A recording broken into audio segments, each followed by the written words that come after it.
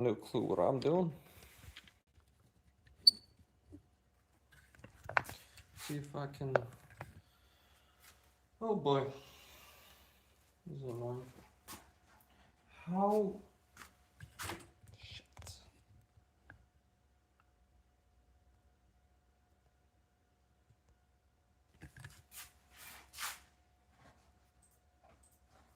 This is.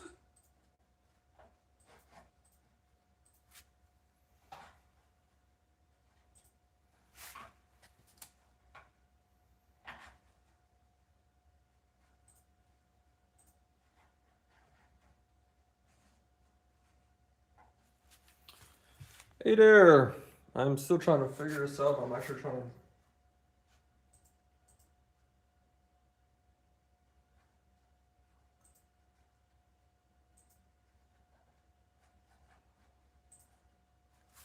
I don't know if you guys can hear me well or not.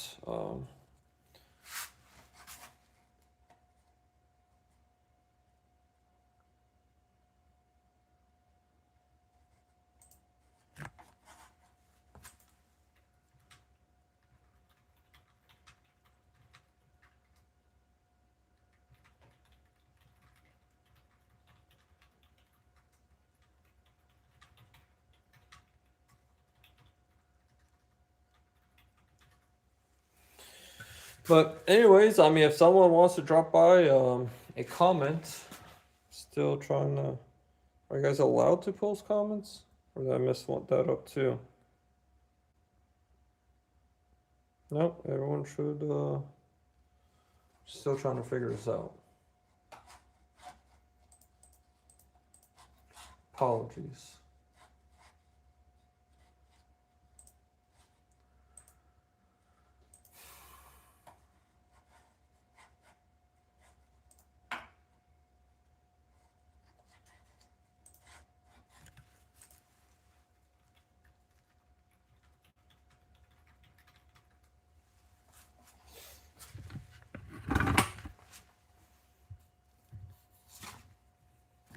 Hey there, how are you guys doing? If you can hear me, feel free to drop down a comment and let me know, because I don't know if this microphone is working or not.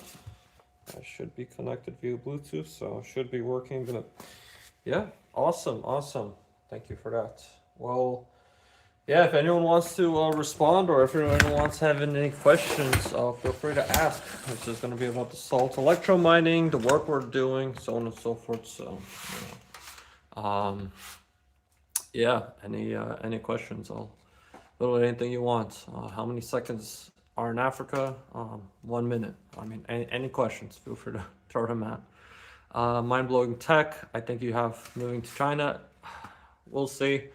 I keep trying to push, keep trying to get this technology launched in America. It's really sad. I contacted my local mayor. He told me that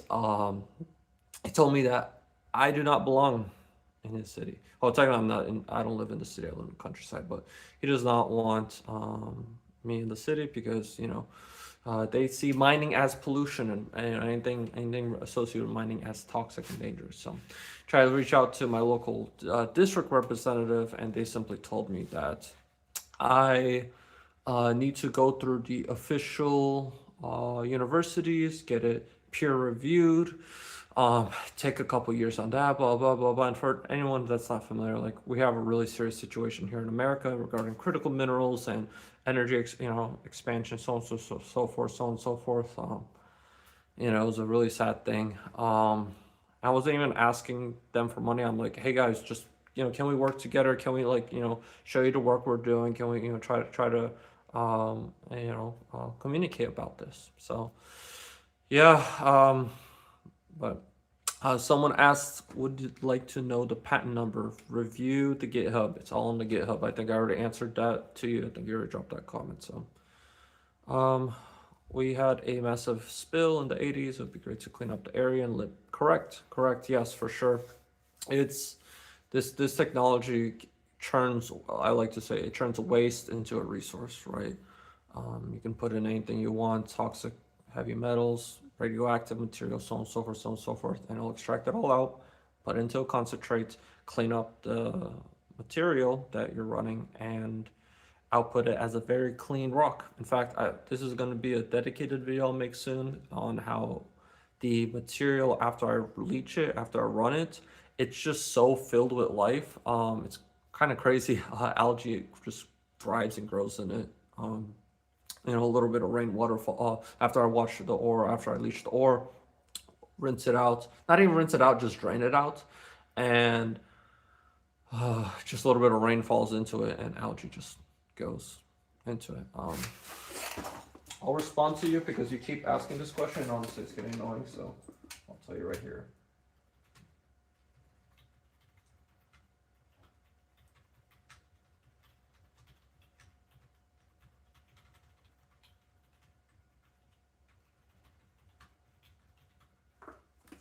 Okay, there you go. That should answer your question. Okay. WhatsApp kind of pure? What kind of cure? If you could please write it out, not use text or voice to speech. But anyways, you're asking what kind of purity can you reach? Well, there's a couple different approaches or perspectives to see on this. So the continuous mining unit, all it does is concentrate everything into a powder. Okay, that's all it does. So you're gonna have a mix of all the heavy metals from that ore into a powder. You then run that through a continuous refining unit, and it depends on which feedstocks, depends on which material, depends on which acids you use. So for example, you'll run the continuous refining unit, and that will be in, let's say, acetic acid. That'll separate most of the base metals, leaves behind most of the precious metals like gold and platinum and so forth. So, single step, you can, remove all your base metals and leave, and be left behind with pretty much precious metals. So there's a couple steps like this, couple approaches that you do with the refining units if you want. But at the end of the day, then what you can do is simply electrowind that powder, and you'll achieve 99.9999% purity.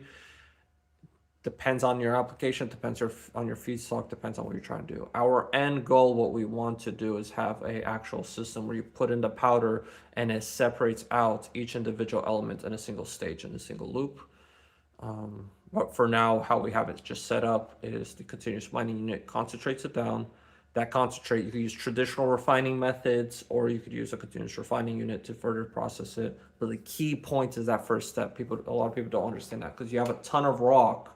Okay, you have a ton of rock, and you only have, a couple grams or a couple ounces of, precious metals and rare earth elements. How do you economically bring that down to, concentrates? Once you have the concentrate, there's processes, there's refinings, there's industries, there's techniques that'll do it. Second question is, will you sell the membranes in inches, feet, yards? Correct. I'm literally right now, I'm hiring someone to do that, to build a store out. So we're gonna sell that. First thing we're gonna sell is just 11 by 8.5 inch sheets, letter size sheets. That way it's cheap to ship in the mail. Also, the electrolysis cells, though it'll just be the electrolysis cells, it's not going to include the stand, not including the pumps, not including the power supply, not including the electrodes. Under that, I asked people, oh, would you pay, $5,000 or $10,000 for this? A lot of people seem to have a misunderstanding of what I meant by that.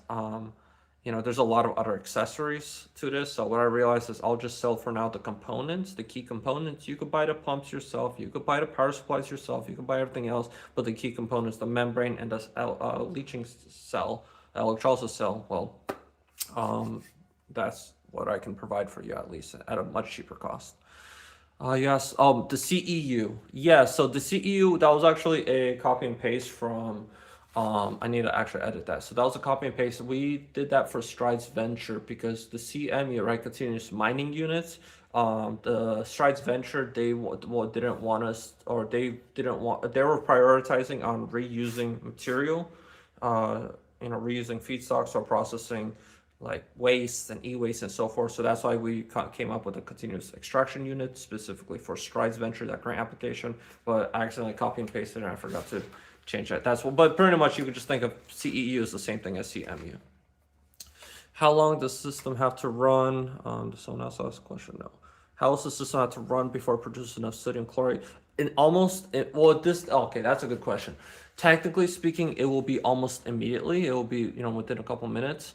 The way you can test is, I have an older video showing that you actually put a pH strip on the positive output, and when it turns white, that's how you know. Technically, you want what's called an ORP level, ORP meter, oxidizing redox potential meter, to measure when the oxidizing potential is sufficient enough to dissolve gold and platinum group metals. And that, the reason why I says it depends is because let's say you put in so high sulfide ore, well, you'll end up having to chemically burn off all the sulfur. Okay, the system will do the equivalent of burning off all the sulfide. So that's why if you have, let's say that's why it's really important for us to transition to the continuous mining unit with the vacuum filtration drum, and that's why I have a GoFundMe to raise $25,000 so we could buy that piece of equipment. It's this huge vacuum filtration drum. I don't know if you guys want me to go on about that, but point is that allows us to go into a continuous process where instead of us having a 55-gallon drum with a bunch of ore, and let's say it's high sulfide ore, it'll actually take a couple of days for it to burn through all that sulfur and then be able to switch into its bleaching condition. I hope that makes sense. Let me know if not, then I'll answer it more. I'll answer it again. But if will you allow the public to purchase some of your membranes? Yes, correct. We will. Re-anodes. Just keep in mind, David, please watch my safety video. I definitely understand that this technology is gonna help clean up the environment, but it still has safety dangers of its own. So definitely be careful of that. Watch the safety videos. Yeah, re-anodes and cathodes, cheap jewelry type, or I need the good ones like used in pool chlorinator. I don't quite exactly understand what you mean. Also, hello there, sir. I'm glad to see you here, but could you rewrite that question? I don't quite understand what you mean by that.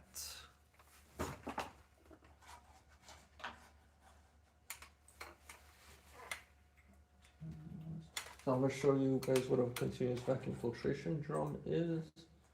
Might be a good thing to discuss about. So this is a continuous, this is what we're trying to purchase for $25,000. As you see, the key components is just it has a vacuum in the middle. It has different sections, right? So you can control. But what ends up happening is it has a filter media around, and it's just rotating this drum, as you see. Right, this is actual, it's a much more complicated one, but you can see all of these, filtration drums, right? And then what's key is with this process, we'll have this area, this will be the slurry. Okay, this will be the, I'll first go through the ore powder and leaching material will go into a first tank that will mix together, leach it very well. Then it'll pass through here, it'll pull a suction, and what will end up happening is there'll be a cake layer actually form. And I'll actually do a demonstration showing this. I've already done a test and it works. But it'll end up forming a cake layer, and you'll end up having clean liquid in. That clean liquid, the leached liquid, will then flow into the electrolysis system to plate off and regenerate. Otherwise, it's going to keep rotating. You can actually have a washing stage where it actually, let's say, sprays a neutralizing solution, which is also regenerated by the ion exchange membranes in a different cell. But point is that the neutralizing solution will completely neutralize this ore in a single step, right, or a single unit, separate the liquids from solids, neutralize it, and then scrape it off. Worst case situation, you can just have 2 vacuum filtration drums. So this material then goes into a second washing stage. That second washing stage will, neutralize the ore. And then once it's neutralized, once it's safe, completely no acids, completely no chlorines, then it can go into the second continuous vacuum filtration drum to be completely dried up. So. Can we order membranes from you? Yes, so I'm planning to do that. I'm currently working on the store. The store, I'll be just right now selling the electrolysis cell as a kit, the membrane separately, so you can purchase one or the other to help fund. Otherwise, like I said, please check out the GoFundMe. We're trying to raise the $25,000 or $26,000 because it's always going to be extra costs. That's just barely enough for the vacuum filtration drum. We have a quotation from China. I think it ends up being like $15,000 or $17,000. It's a big piece of equipment. So shipping and tariffs, tariffs are not fun on China lately. So Yeah, it all adds up and pretty much doubles the cost. Is what we looked into this. I need to. I'll put, like I said, I'll make a dedicated video about this, explaining a bit more. Would you like to explain better electrode use? Yes, that is a good question. So right now we use graphite electrodes. We make our own. I don't say we make our own, but we use a pretty unique way of sourcing our graphite electrodes. I see a lot of people just don't. I don't know. A lot of people just don't, are unable to think outside the box. Luckily, that's something I have a pretty good ability with, and we use a pretty unique graphite source, but it's still fundamentally, there's no graphite mines in America, right? Whenever I'm developing all this technology, I really want everything that I can source it, build it, and all domestic supply, right? I don't really want to use like titanium because that's mostly produced in China. I don't want to, any materials that's, if it's not locally sourced and it's not readily cheap and it's not, easy to do. The PVC, that's dirt cheap. Pretty much all the components are dirt cheap, but I'm not gonna start an entire titanium factory, just to because I need to use titanium for something. So the electrodes, there's a couple different ones you'll be using. Primarily, we want to develop and produce our own glassy carbon electrode. For chemists, this is like the peak pinnacle electrode. You can use this on many different solutions. It's very resistant to a lot of different acids. It's just an amazing electrode that'll last for years. Currently, our graphite electrode, it only lasts, maybe 2 months. Definitely has that is our biggest wear component, not even the membranes, it's the graphite electrode, so the positive side. And the reason why graphite is so problematic or damaging is because graphite is a bunch of technically it's a bunch of graphene layered and just compressed together. But what you could think of it is as electrolysis happens, layer by layer, those graphene flakes actually flake off, and it's what's called exfoliation, and it damages it a lot. Well, if we coat it in Teflon tape, it won't really protect it. Like I said, it's not about corrosion; it's about exfoliation, and that's a chemical process. We do coat our electrodes already with, I forgot the name. But we coat our electrodes already to protect it. But it's still limited. It's just fundamental to property. Make a glass carbon electrode yourself. Correct. Yeah, that's our goal, is to make a glassy carbon ourselves. But fundamentally the problem is with these for example, we want to make lead dioxide electrodes for our acetic acid refining cell, right?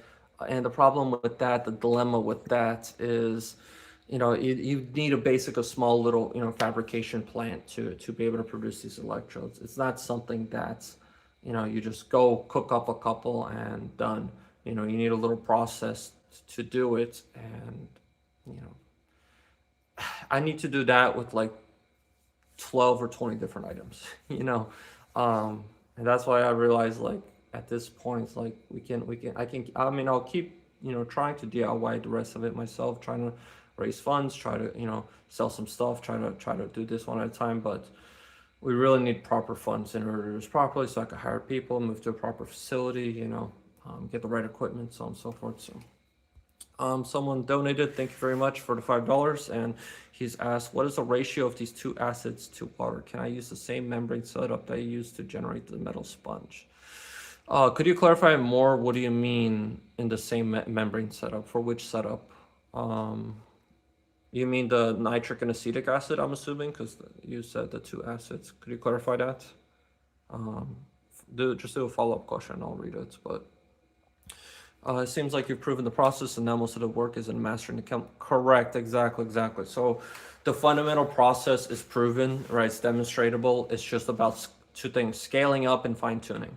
In order to fine-tune, for example, we want to buy ICP-MS. ICP-MS, that's a $400,000 piece of equipment. It's a very expensive machine. We want to buy a wavelength dispersive XRF. That is another $350,000 piece of equipment, and it needs its own clean space and this and this and this. It is a it's not cheap, right? This thing's added up. You know, this Rigaku NEX, we spent $67,000 for. We have a wavelength dispersive. This is we bought it for $2,000, but that is the $350,000 piece of machine that's brand new. But just the software for that was $5,000. You know, the tray, which single tray for that is $1,000. And yeah, I actually ended up reverse engineering it myself. But it adds up. You need calibration. You need this, the vacuum pumps, this. It adds up. I don't have that money. You know, it's like, again, like I said, there's 20 different things I need to do that. Do I prioritize on fixing that? Or do I prioritize on making the lead dioxide electrodes? Or do I prioritize this? So, it's so much. Flyer, you just, yeah, so the two acids. Honestly, this is something that we've been again, this is something that we need to definitely work on and fine tune. But what was the ratio I was running at that? I think I was running around like 5% each. You definitely experiment and look into it, but you don't want to run it too much because it's just wasteful. You don't want to run it too low because you'll have low conductivity. So higher the better, but it's like a curve, right? To adding more, doesn't add too much to conductivity. So experiment like that. But if I'm correct, we did like 5% each, and we were great. Or we did mostly acetic, something like that. It was like 10%, 10 or 20% acetic, and I think we added like 2 or 5% nitric. So I hope that explains. If not, let me know. We will have black sand tailings with gold. Will the iron take longer? Technically, yes, the iron will take longer, but not much. It'll dissolve it almost immediately. It'll take obviously more energy to plate it off. The technology scales very effectively. Like I said, that's where we're trying to get the vacuum filtration drum. Once we prove this technology with a vacuum filtration drum with all the add-on components, let's say to regenerate and recapture the chlorine, to remove extra sodium ions from the solution, to remove extra calcium ions from the solution, so on and so forth. Once we have all of that set up, from there, scaling to 1 or 2 tons a day to 1,000,000 tons a day becomes just copy and paste. It's just right now we're doing batch scaling at 10 or 50 pounds. There's a bit of a difference between that and a ton a day, where there's a lot of completely continuously. Again, we can address that, but it's just how exactly we're going to address that. Like I'll probably show later. Like I have 15 or 20 different electrolysis cells I built. Each one was a different design, better. The one I have now versus the one I have in the very beginning is a whole game changer, but it costs money to prototype, to test. Next question is, hello there, boat. Next question is, you mentioned there's a problem with handheld XRF, so I'll make a dedicated video on this. The handheld XRF though, quick. So my lab, this is the manual for my laboratory grade XRF equipment. Okay. It was a multi-day training course to operate it. Every single month I need to calibrate it. The sample preparation makes a huge difference. So for example, if you analyze something that has a rough surface, it'll end up having a scattering effect, and it'll have significant effects on the final results. If the process, of course, if the material isn't completely homogeneous, right? If one part or the other, the height that it scans at, because it balances and then goes back to the sensor. Well, depending on the height, that affects the results. What I'm getting at is, to operate the XRF is a lot more sophisticated than you think. Like this thing also, for example, has 3 different filters that it runs at 3 different voltages, and it takes over about 10 minutes to do a single scan. Compared to a handheld X-ray where nobody ever calibrates it, right? They just use the pre-designed software from how many years ago. They don't even have a calibration sample to calibrate the shift in the X-ray or whatever. Nobody ever does sample preparation realistically. Nobody, they pointed at something for 30 or 60 seconds and all right, here's the results. Nobody, like, their machine doesn't have these, and the reason why it runs it with 3 different filters at 3 different frequency is because it excites the electron orbital on the atom, and it gives off its own frequency. Each element has a different frequency that it gives off depending on which electron orbital you excite. So by having that, it's able to differentiate the peaks of different elements, right? So on and so forth, so on and so forth. Even with all that, for example, if there's any lead in my sample, it will not be able to detect iridium. It'll give a false reading of iridium. Why? Because the peaks of iridium and lead are basically right next to each other. The point I'm trying to get on why it's so important is because a lot of people, because a lot of people just think handheld XRF is this thing you point at a thing and it just it works. No, handheld XRFs are. So if you actually ask the manufacturer, how are you supposed to use a handheld XRF, right? What's the right way? You're supposed to get, let's say you want to measure on your ore. You're supposed to get your ore, send it to a laboratory to be digested and give a ICP-MS analysis on the composition of that ore. Then you get that data, give it to the manufacturer. They'll create a custom program for you, custom calibration for your handheld XRF. They then load the program data, and that now is specifically calibrated for that specific type of ore. That's it. That is all. That is how you're supposed to properly use a handheld XRF. But nobody does that, right? I mean, who the hell spends thousands of dollars per analysis, per calibration set, and a single mine can have different types of rocks. One side is completely different to another side. Nobody does that, and that's the fundamental problem that a lot of people just don't understand with handheld XRF is to properly use it requires a lot of work, which nobody does. So at the end of the day, you're spending $40,000 or $80,000 for a piece of equipment that just can't do a job properly. Why not just get this thing for $67,000 that actually does the job properly? It's not perfect. It's 100% not perfect.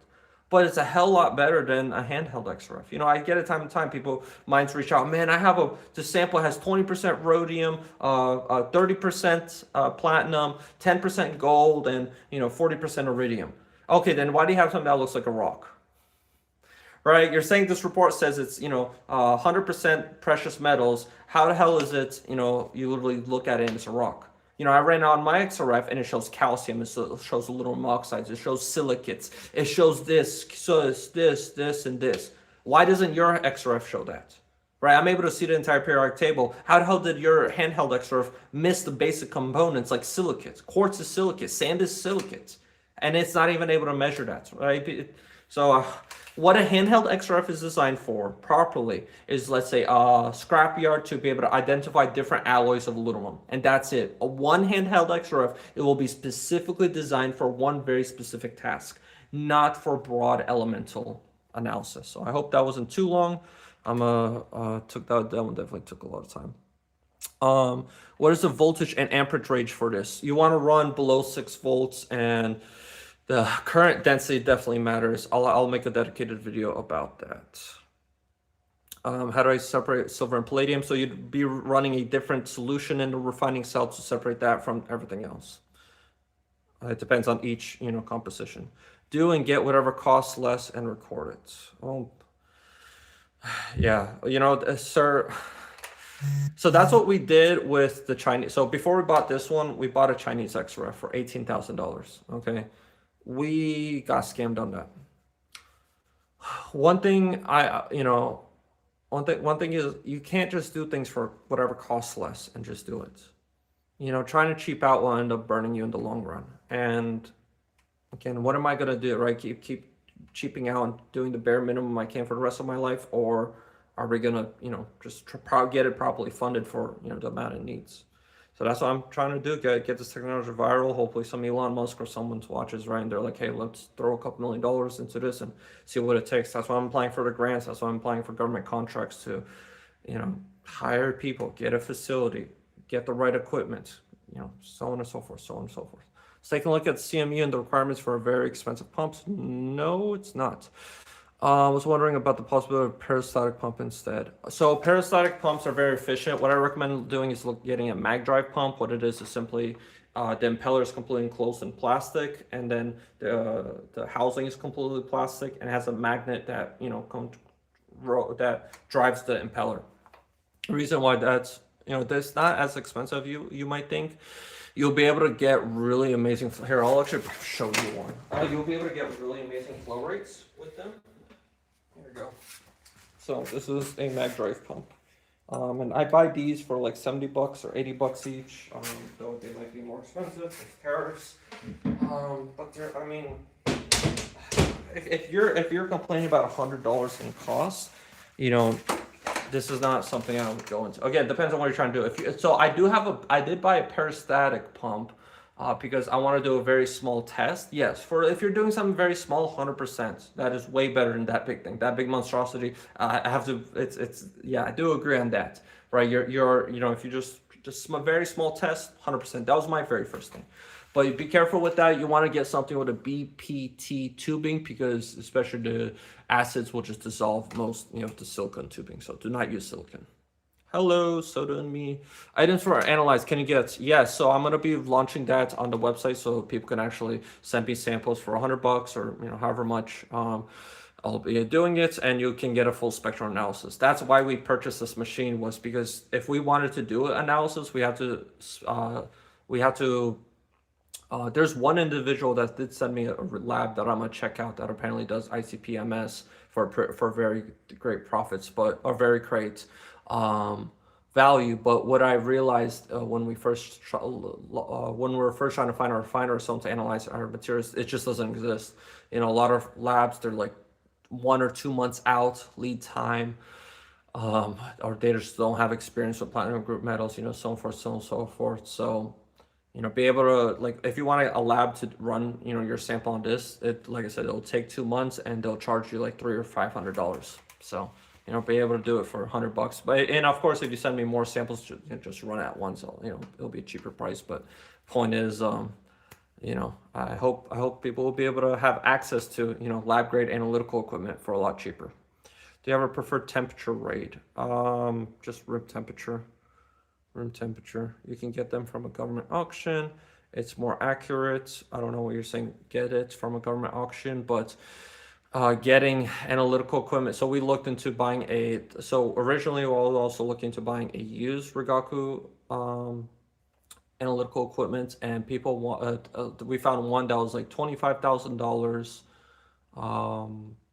Plus shipping, plus everything, and it didn't even include the computer. Remember, I said this, just the software for this costs $5,000. So, you know, plus calibration, plus other accessories, plus this. You know, we found a whole, you know, system for like $40,000 or $50,000. But again, this is a 20-year-old system. The X-ray tubes on these last like 10 years. You know, so you're buying something that's, you know, about to need its X-ray tube to replace, which is expensive, for something that's, you know, like 80% of the cost of a brand new system. Just go with a brand new one, right? I have a you know, 1 or 2 year warranty on this. Actually, the X-ray tube already on this went bad. You know, luckily I had a warranty on it. They were able to replace it. But that's what I mean. It's like trying to cheap out, trying to DIY, trying to fix. I'm gonna be spending the next 10 years doing this. You know, this is technology that we need to get as soon as possible out to the world, saving the environment, saving people money, saving companies money, and stop creating waste. We need to prioritize on that as soon as possible. The handheld Electrode may be okay for a scrap. Yeah, that's pretty much all XRF is, I'd say, primarily good for, is like a scrap yard for sorting metals. Or, for example, if it can be specifically calibrated for like lead and arsenic, if you want to, you know, go out to a site and just immediately see how much lead and arsenic is in soil, something like that, you know. But rare earth, trying to do, you know, the full 60 elements with a handheld XRF, no. I looked into this. Every single company, every single brand, every single model, there's like, you will be lucky to find something that will be able to do like 12 or 24 elements. Like, these equipments are not designed for broad spectrum analysis. Lithium, which would be difficult to impossible to refine from oxide or hydroxide. I don't see your previous question, so I don't know what that's referring to. Thank you for your work. I appreciate the thank you. Do you have a company? Are you offering equity and investment opportunities? Right now we're trying to, if we're going to realistically look for an investor, we're probably looking for around $10 million.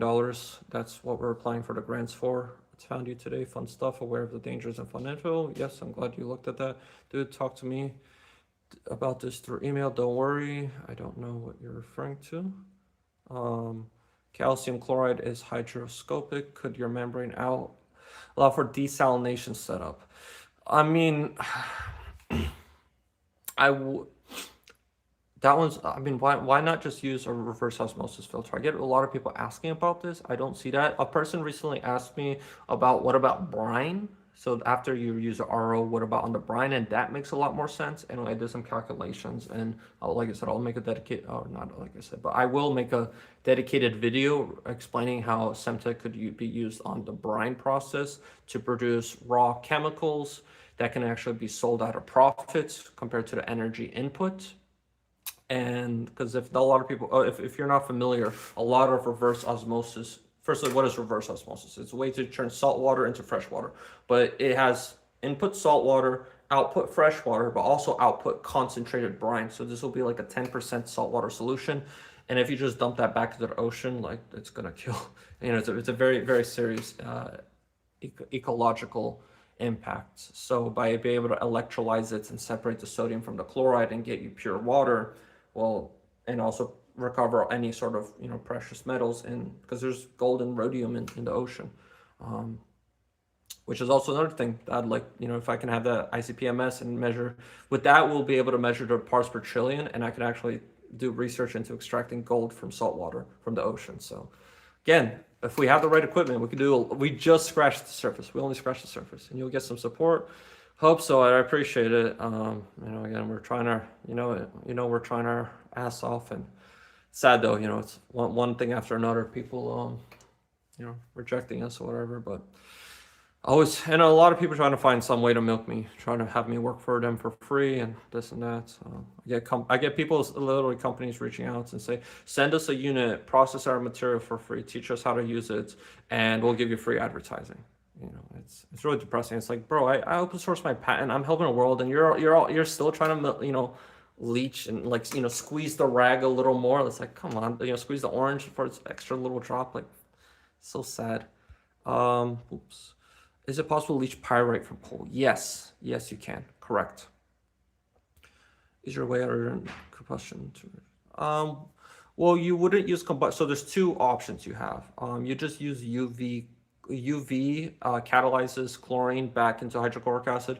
But a cool fun one is you can actually use you can create a fuel cell using my ion exchange membranes to actually regenerate the chlorine and generates electricity. Okay, so you actually recover your energy losses. I mean, I hope that shows, again, how the potential of these membranes. I mean, it's just so much potential. Your iron processing is very intriguing. Yeah, I'll make a video soon about that. Nafion membranes is durable. Okay, I know about Nafion, but it sucks. I don't know why you keep copying and pasting that. I'll ban this guy. Seems like I don't know why he's trademarking it. That's weird. That's really weird. How do I ban him? That is weird. This is weird. I don't know if he's trying to why he keeps pushing trademark. I'll put user in timeouts.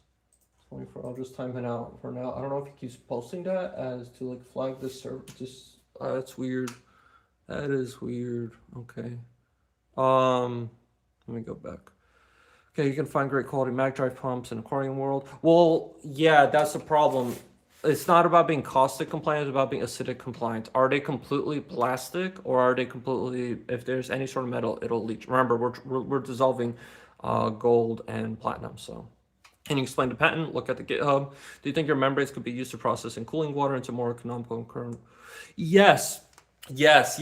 Oh, that's a good question. That is a good one. That is a good one. That is a really good one. I'm gonna write that down. Processing cooling water from AI. That is a really good one. Well, so using ion exchange membranes, you can actually using ion exchange membrane with ion exchange resin, you can create what's called ultra low conductivity water. It's the most purest water you can get. And how it works pretty much is first you feed in dirty water, it'll electrolyze it between a cation and anion membrane. It'll split off pretty much any sort of conductive molecules, and anything in the solution that's conductive, it'll separate them. Now there'll always be a little bit left, but here's the key thing: you run that through what's called an ion exchange resin. An ion exchange resin is pretty much like a sponge that absorbs anything it left, and with that is how you create ultra pure water. And then that resin obviously eventually, clog up. Very similar to the resin is how a water softener works. So yeah, the resin will clog up, but you can actually regenerate that through a leaching system using the ion exchange membrane to regenerate it and recycle the ion exchange resin. So that's how the ion exchange membranes with an ion exchange resin can create ultra pure water completely continuously. This machine could be used for refining aluminum. We want to look into that. We're doing some research about that. If each application material needs its own special formula, does the process for creating a formula look like? What do you mean special formula? Special formula for the membranes, or what do you mean? Like special formula for what? Solution ain't gonna happen. Been having a whack at figuring out a regenerative system to collect water. Could have used calcium chloride to graphite electrodes and being mindful of electro potentials. It is a bit of a hassle, hence the question. I see. Okay, that makes sense because I get a lot of people like messaging me. A lot of people when they hear the word membrane, they think it's like reverse osmosis membrane. Like no. There's a difference, right? There's a difference between. Hi Joy, hi my wife. She just said hi. Have you made your redox flow battery yet? We did one. But yeah, I want to make another updated video actually. I want to make another updated video. On making a new redox flow battery set. It's a bot, looks like. Yeah, but that was weird. Why did he keep putting trademark? It looks like he was trying to flag the channel. That was weird. I want to learn about this stuff. I can recover the graphite from batteries. I don't really know what to do. This one isn't really, the technology can't really extract graphite. The technology can't really extract graphite because graphite can't be dissolved, but it can, for example, create what's called chemically exfoliated graphite using sulfuric acid and generating high oxidizing potential. So it'll actually rip apart graphites into graphene. And then with graphene, you can actually then, so I guess that's a way you could, maybe that's a way you could make graphite, because once you have graphene, it's really easy to make graphite. You just compress it together. So maybe I would just figure that out. You need a moderator. I'm trying my best. This is just one thing at a time, but yeah, I'll definitely find. Definitely ban the Nafian poster. He's a bot. Could you please explain the construction of fuel cell using chlorine hydrogen gas to make hydrochloric acid? So that would be quite while making electricity. Well, I have to look into that, but pretty much a fuel cell, how it works is just a porous electrode, say graphite felt, a membrane with a catalyst inside of it, and then another porous electrode. And when the chlorine gas passes through one side, hydrogen passes through the other side. I forgot which one transfers to which one. It's probably the hydrogen, because they typically use a proton exchange membrane for that, and the hydrogen passes through, and it reacts with the chlorine, and the active hydrogen passing through creates an electrovoltage potential. You can actually, there's a lot of cool things you can generate power from using fuel cells. There's what's called a reverse osmosis fuel cell, and that's a way to generate electricity from salt water and fresh water mixing together. It's like a river, let's say, a river going to the ocean. You actually create a power plant, and there's a significant amount of electricity that you can generate from that. And there are companies that do it. Again, the whole cost and limitation is in the membrane. In what these companies, there was one in Norwegian, I remember, and they tried doing this and they went bankrupt because the cost to replace the membranes was more than the electricity produced. But if you have something that's dirt cheap, right, that changes the game. So I hope, that's why I'm saying, that's why I open source this, is because I realize the potential of these membranes is so damn insane that it has impact every single industry you can think of. It's gonna completely shift it. This is probably gonna.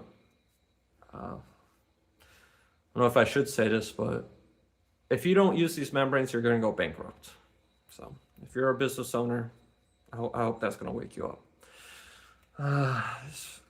What is the purpose of the membranes? Look up what an ion exchange membrane is. and they'll answer that question. This machine, or a quick summary is ion exchange membrane allows, so a ion exchange membrane allows you to control which ions go where. And that allows you to control chemistry directly with electricity, which is the most direct and the most efficient way of controlling chemistry, because every single chemical reaction is the interaction of electrons between two molecules. So if you're able to control that directly, electrons, that is what electricity is. If you're able to control that directly with electricity, you're able to control chemistry directly with electricity, which is the most efficient way of doing anything, right? So that's why I like to, I believe that, like, literally 1,000, 2,000 years in the future, we'll still be using ion exchange membranes as the primary industry process, because it's just one of those things that, like, there's no way to do something more efficient than something that's direct.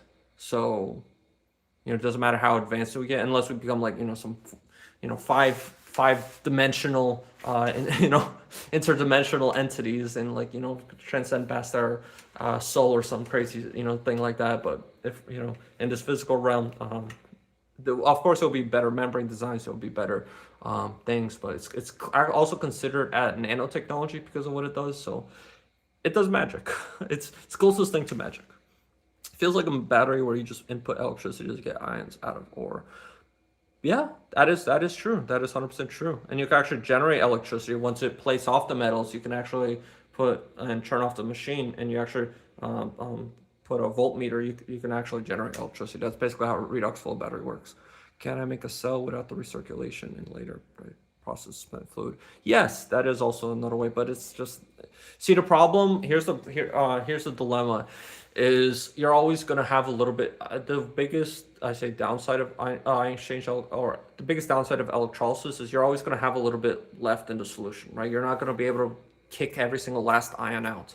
So by having it completely continuous, where it leaches new ore, puts new ions into the system, places them off, leaches ore, puts new ion, places it, right? When it's doing that process, that circular process, instead of this open process where you leach everything into the solution, try to plate it off as best as you can, and then try to clean it up the best you can, and then repeat the cycle, you're going to have losses. So it's very critical to have it closed loop. How are the process costs of the standard size membrane? Were proposed costs of standard size membranes? Do you mean the 11 by 8.5? I'm thinking about probably doing, depends on which one. For now, I'll probably do $30 for the fiberglass thick one. That one takes a bit more material. But I want to get the spray ones sold for maybe less than that. So we'll see though, but one thing at a time. I need to recycle gold, silver, and other metals from electronics, but it's to the slow route. Don't do that, sir. Unless you have tons, and unless you have an industrial facility. I'm gonna upload a video about that. But you're gonna make below minimum wage trying to recycle metals from electronics. Please just stop. Don't do that. Do you work with electrocoagulation, or is it possible in overkill technology? Could maybe have a simpler, more effective process? Let me look up what that means. What do I mean by that? Electrocoagulation.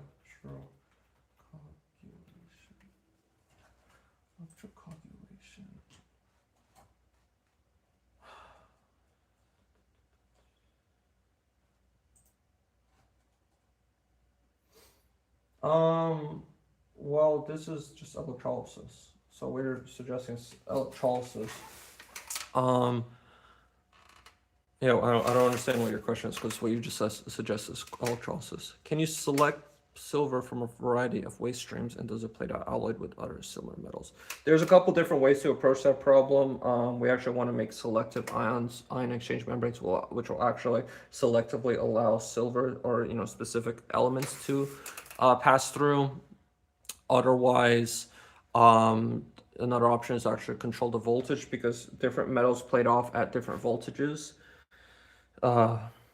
That's why with the continuous mining cell, you just run at 6 volts and it'll plate off everything. And then after that, you can actually electro separate. There's many different methods to approach that problem. I recommend for now just sticking with selective acids and finding an acid that will selectively work with, depending on your material feedstock. So for example, if you're trying to separate lead from silver, you use hydrofluorosilicate acid. That's an example. If you're trying to separate, something else from something, silver from gold, then you use, acetic and nitric acid to separate that from gold, so on and so forth, so on and so forth. What is the difference between your membrane and a commercial variety? Cost. It is a fraction of the cost. Could you also? It's I have never worked with Nafion, so I don't know if it is, but what I've heard from people is, other commercial membranes there. Yeah, I'm not gonna even go into that because I don't want to them to accuse me of anything. But yeah, I just know other company membranes. All right, they just the way that traditional membranes are built in general, they're prone to fouling, and that's what opens up our membranes to a lot of benefits. Is that they're because of their structure, they're a lot more resistant to fouling, or a lot more resistant to these traditional things that typically destroy membranes. Could you please do a detailed video on making a fuel cell regenerated hydrogen? I'll do that when I get the chance, sir. I can't make a detailed video immediately for you. Immediately. I'm trying to do everything one thing at a time. But yeah, I mean, eventually I'll do a video as much as I can of what I can. Please repeat the patent number. Oh my God, this guy banned. I don't know why he keeps asking this. I keep telling him. I keep telling him to look at the GitHub. I've already messaged this directly to him. User in timeout, 24 hours. After your 3-year financial plan, where will your budget come from? Great question. So it might even be less than 3 years. I feel like we can do it in 1 or 2 years, but past 3 years, 100%. We'd simply be doing that through selling these membranes as, selling the electrolysis cells for company to use, right? Ready-made. So we have a huge list of companies that are ready to buy the electrolysis cells, the components, so forth, but they want a finished unit, right? They want a finished system that they can integrate to their existing technologies, integrate to their existing processes that's, fully developed, fully researched, fully tested.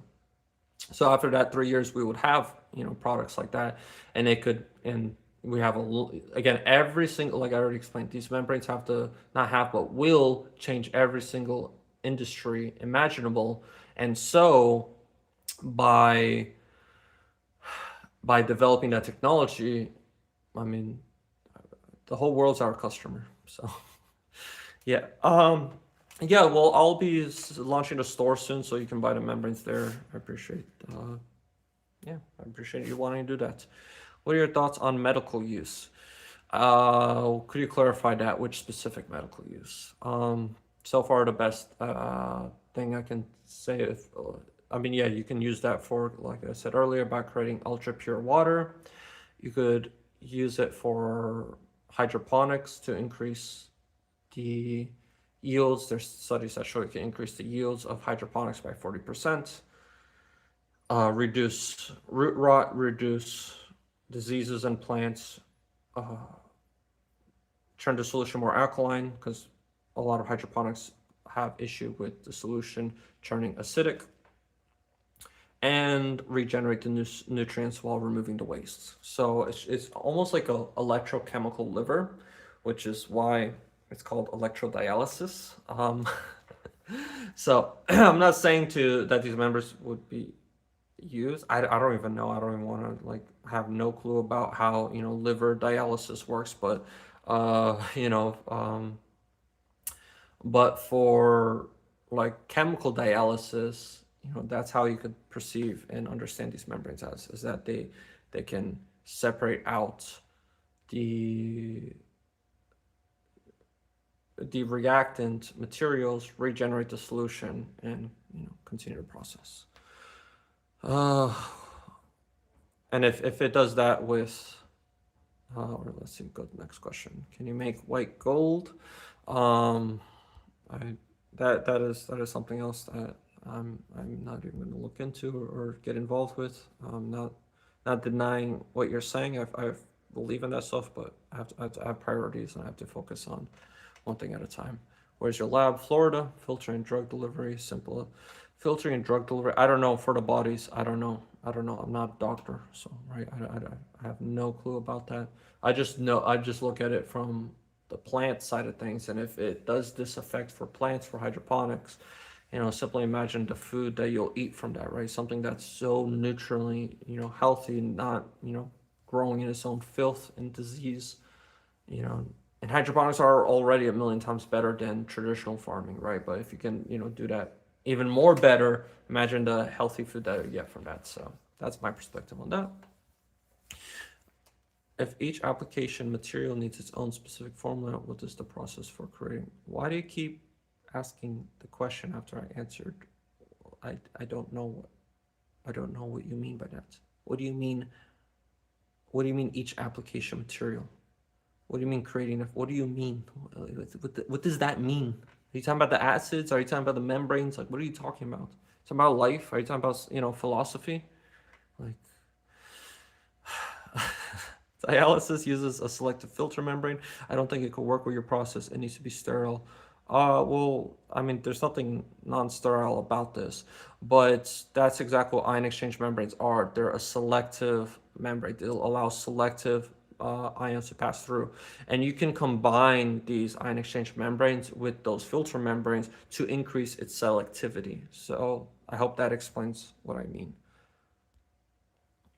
Can you? The guy asking about the white gold, what I recommend is don't get distracted by the false light.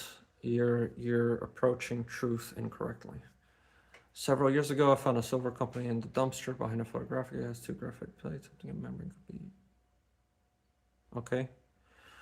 Well, okay, but then what are you gonna do with that, right? Where are you gonna get the silver? How are you gonna process it? How are you gonna, A lot of people just have this idea that if you do anything with gold, if you do anything with silver, you're gonna become a millionaire.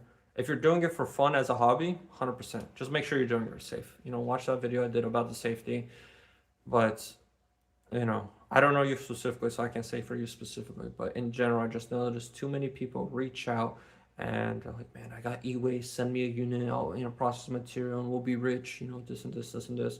As long as you're not that, then I wanna create a clear boundary that you are not gonna become a millionaire. There are actually other applications that I think you can achieve financial independence from using these membranes. And it is not with gold, it is not with silver, it starts with basic ingredients. So like I said, I'll make videos about that, but don't get distracted with the false light, right? Don't be a fly, going towards the artificial light, because that's not what the real sun is. That's not where the real power source comes from. I'm new, would like to have membranes. It seems like the membrane would inhibit the production of chlorates. Can you explain how the system covers this? It doesn't, because it separates so sodium chloride, right? It'll separate the sodium hydroxide with hydrochloric acid produced on the positive side. But because I have the cell where the negative side flows into the positive side, well, the sodium hydroxide will react with the hydrochloric acid, producing the sodium chlorates. Now, yes, you can argue, well, wouldn't that be further electrolyzed back into sodium hydroxide? Some of it, yes, and you would produce, chlorine oxides, but I think most of it, and not I think, but I have proof. That's why my system bleaches and has such a high oxidizing redox potential. Is because a lot of it, passes through. Not every single last sodium ion, transfers through that membrane, maybe half or something. So it definitely is a balance between current density, voltage, and flow rate. There's a bit of tuning when it comes to that. There's a lot more efficient ways for gold or silver. Precious metal recoveries in this method would be a direct interest to it. I don't understand what you mean. Street tips and other YouTubes have a more efficient method. No, I think you're confused. I think you don't know what you're saying. So their method is very terrible for bulk. Their method is best if you're doing small batch scales. You dissolve some acid, you reduce it selectively. It's very simple thing. But this process can produce the chemicals that they use. Does it completely regeneratively. Like I think you're missing that whole point. And if you're able to produce the chemicals and extract and plate them off all in a single step, that is the most efficient way to do something in bulk, is in a single step.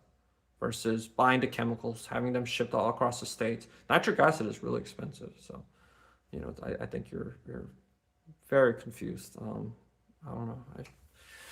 This is just one of those things, you know, depending on your age, a lot of people, they have a really hard time accepting new processes, and it's sad. It's sad because, like, if you just open up your mind, you know, you can see and use and make have this technology help you. But can't make a horse drink water. Corrected several hundred pounds of early Pentium motherboards, and that's great to hear. Look into how much that costs. Maybe you'll have a couple $1,000s in there. Very great job. You know, maybe you'll have a couple $20,000. But then what? Is that a sustainable income? How long have you been collecting that? You know, have a serious pause, and is this something that you can make a living off? Or is this something that you're gonna spend, that you've spent, you know, how many years collecting, how much the cost of, how much time, how much this, in order to a single batch to make, you know, $10,000-$20,000. It's a pretty nice bonus, don't get me wrong, it's a really nice bonus, but it's a hobby. You know, it's a hobby. How long are you gonna leave the stream up? I'm not sure until, I guess, my throat dries up or people stop asking questions. How many people look at the money? Yep, that is not the way to go on. Correct. Well, I wouldn't even say, I mean, two things. Yeah, you're right. Definitely look at the money at the end of the day is always bad. But what I find weird is, like I said, it's just this weird thing that people look, you know, the moment you say gold or silver, people just like drop everything they have and, you know, get into something to risk their health and not even doing basic due diligence. Like, you know, if you are interested in extracting gold from e-waste, like the first thing I would ask is, okay, well, how much gold is there in e-waste? How many people are doing e-waste and they don't even know the data for that? How many gold is in ore? How many people are mining gold, buying and claiming, they don't even know that? They just looked at end result, they're like, oh, this claim says that this, you know, is assayed at, you know, $100 million. Oh my God, I'm gonna be rich. No, you're not. You need semi-trucks, you need dump trucks, you need excavators, you need heavy equipment, you need jaw crushers, you need this, you need this, you need this. You know, watch the gold rush. This is not, you know, people go into millions of dollars just to start up their operation. And most of them don't make it. Most of them fail. You know, so like just do basic due diligence, basic, you know, this is not even like being great or anything. It's just how you start a business, right? You need to do research first. Material engineering students, what do you recommend to start learning about your technology? Is there a way for me to make this in my dorm room? I would recommend doing safe electrolysis first. Like I said, look into the video I did about you're producing hydrogen gas, you're producing pure oxygen, you're producing, even if you run salt water, you'll be producing chlorine gas. That is a war chemical. Although that is also a chemical that people add to pools, and you breathe chlorine gas whenever you go to a pool. So it's all about, right? Poison is all about concentration, as some like to say. So, you know, if it's a pool that's offering a little bit of chlorine, that's fine. But if you're in your bedroom, you know, right above, you know, or you're running electrolysis, so leave, come back, and you just gassed yourself. Well, yeah, or you produce a bunch of hydrogen gas. Yeah, that's dangerous. So do your research, do first safety understanding, get yourself a nice setup, little fume hood, you know, do stuff like that first, and just start with basic, you know, reactions. Is there something specific you want to do? For example, a lot of people reach out to me for geopolymers. Well, for geopolymers, they need sodium hydroxide. Figure out how to do that. You know, figure out how to make your own sodium hydroxide because it's pretty damn expensive. And then figure out how to sell it. Become financially independent. So that's how you can, you know, that's how I suggest it. $5 is $5. Thank you very much for those $5. I'll talk to you later. I know what to ask. Drink some water. Thank you. Yeah, I need to. I'm gonna drink some water right now. Thank you for that. I have a, whenever you do a lab also, whenever you have a lab, make sure you have this. Okay, it's a bottle with drink on it. Okay, because, and you label everything and what you drink. Because you do not want to accidentally drink something that has something else in it. I'm a bit confused on how the metal powder produced doesn't get redissolved. Great question. That is a beautiful question. So I have a bolt at the bottom and I hold an electro voltage potential at that, and that prevents it from being redissolved.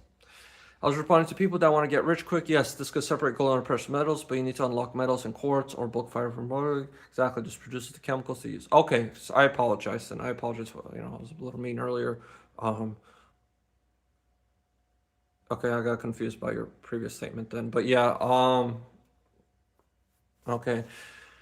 Yeah, you can that's what I see the best use right now use of this electrolysis cell. If you have the right facility, sure you can build a continuous mining unit and do that, but I really don't recommend that unless you have the right facility for research and development. But I definitely think producing the chemicals you need, like you can make nitric acid, for example, using these electrolysis cells from fertilizers, sodium nitrate or ammonium nitrate. You can make that using these electrolysis cells. You can make hydrochloric acid using these electrolysis cells. So I think that's a really good way that people can buy these membranes and buy these electrolysis cells and get into this. And I mean, if you want to use those acids for your further refining steps, sure.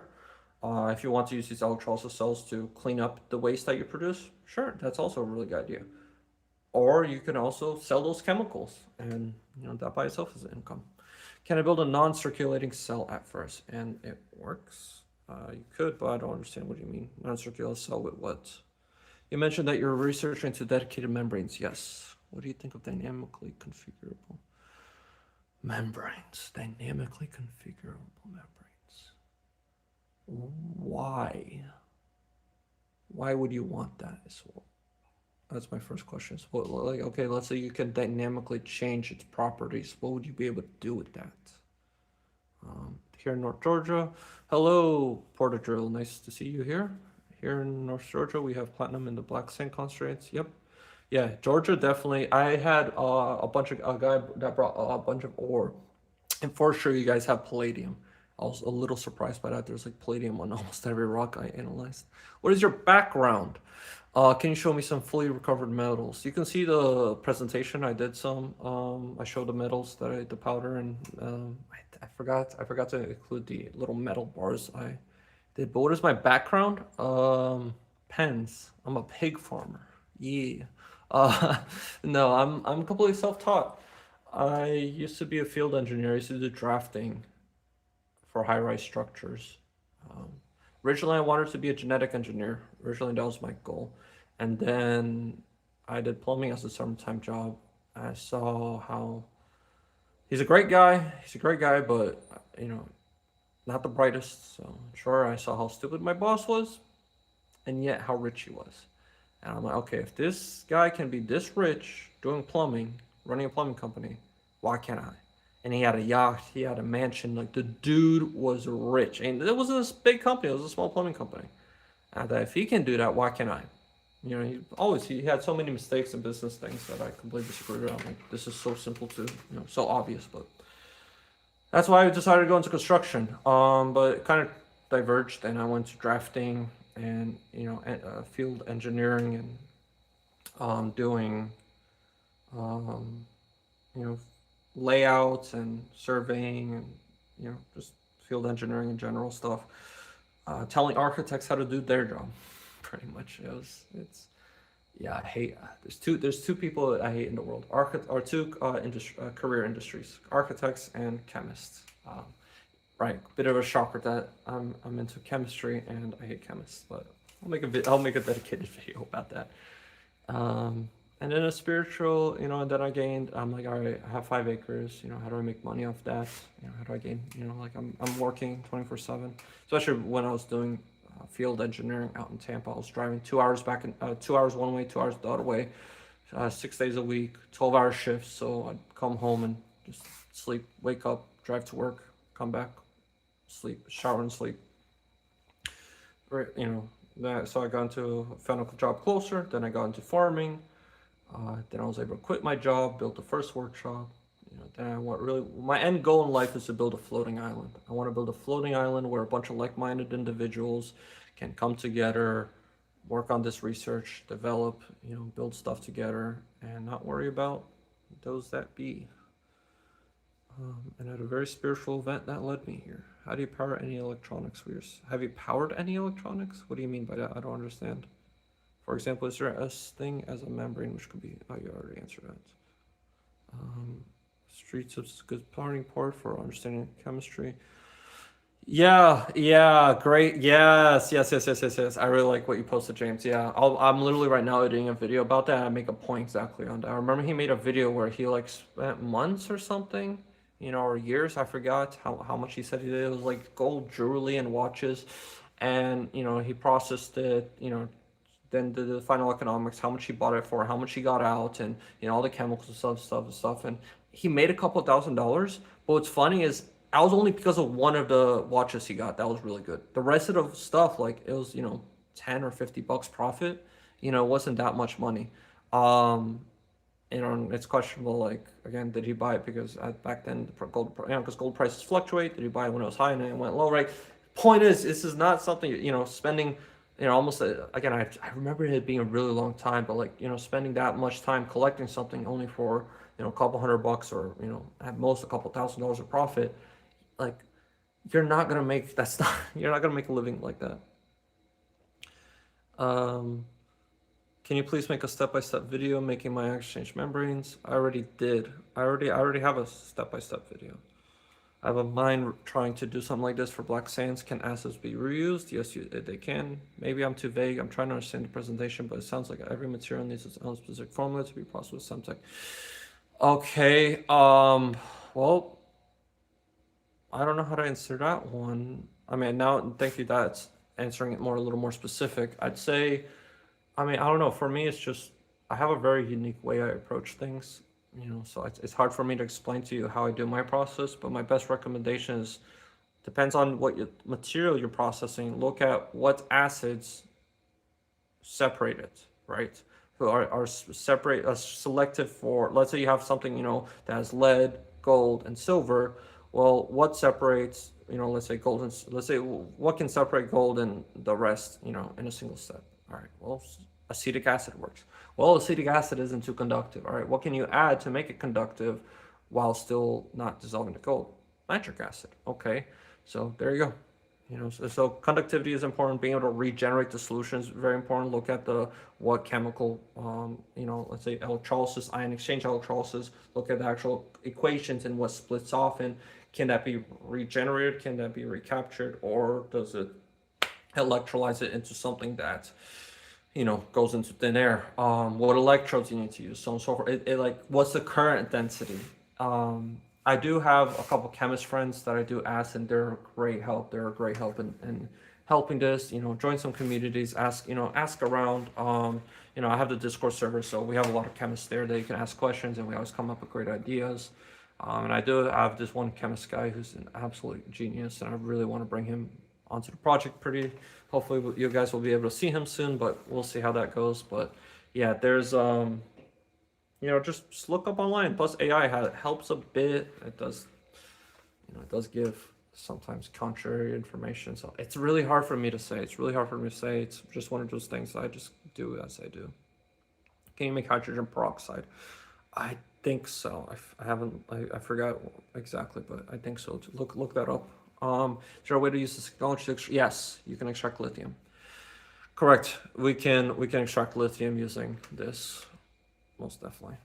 And we have an idea on how to selectively separate it so you can actually extract lithium from salt water from the ocean. We have an idea on how to do that. People are asking about street tips. If you could dynamically configure the efficiency of a membrane, the efficiency relative to electric inversion, it's safe the space of using multiple ones. You'd still not really, it's not, these membranes don't take up that much space. They're only a couple inches wide. But by using different membranes,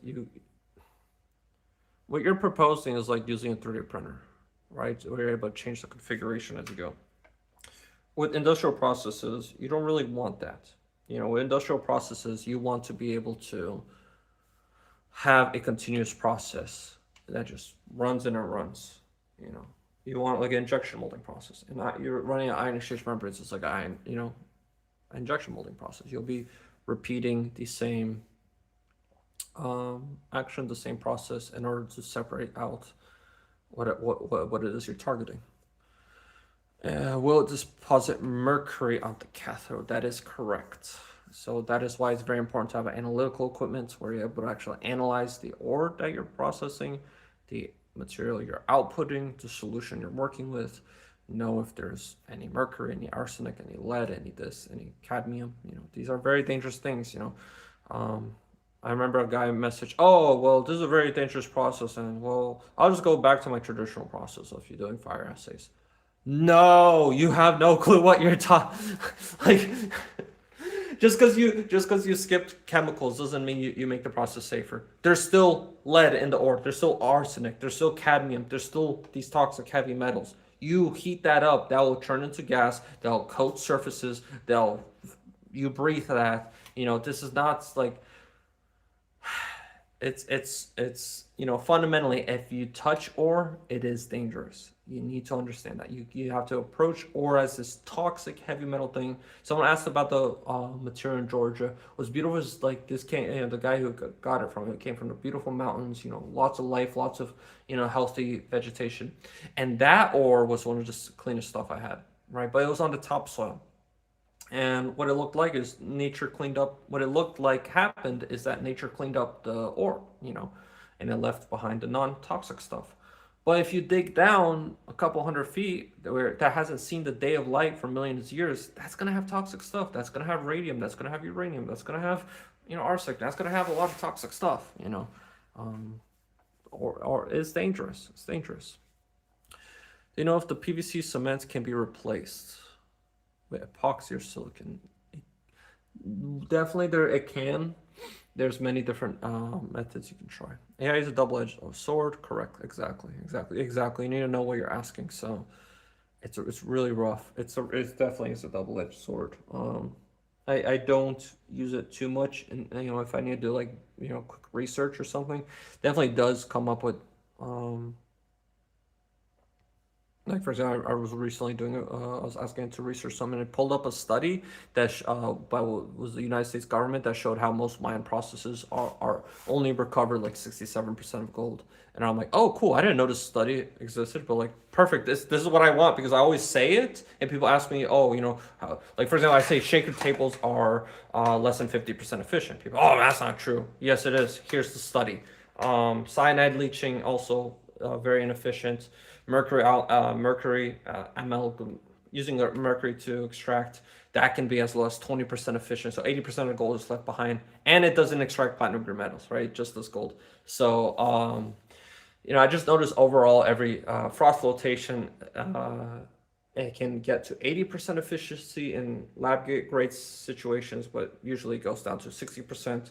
So that's why I usually say all other processes are 60%, 50, 60% efficient, and they'd only select for gold or silver, for example, but they can't get the other metals and rare earth elements.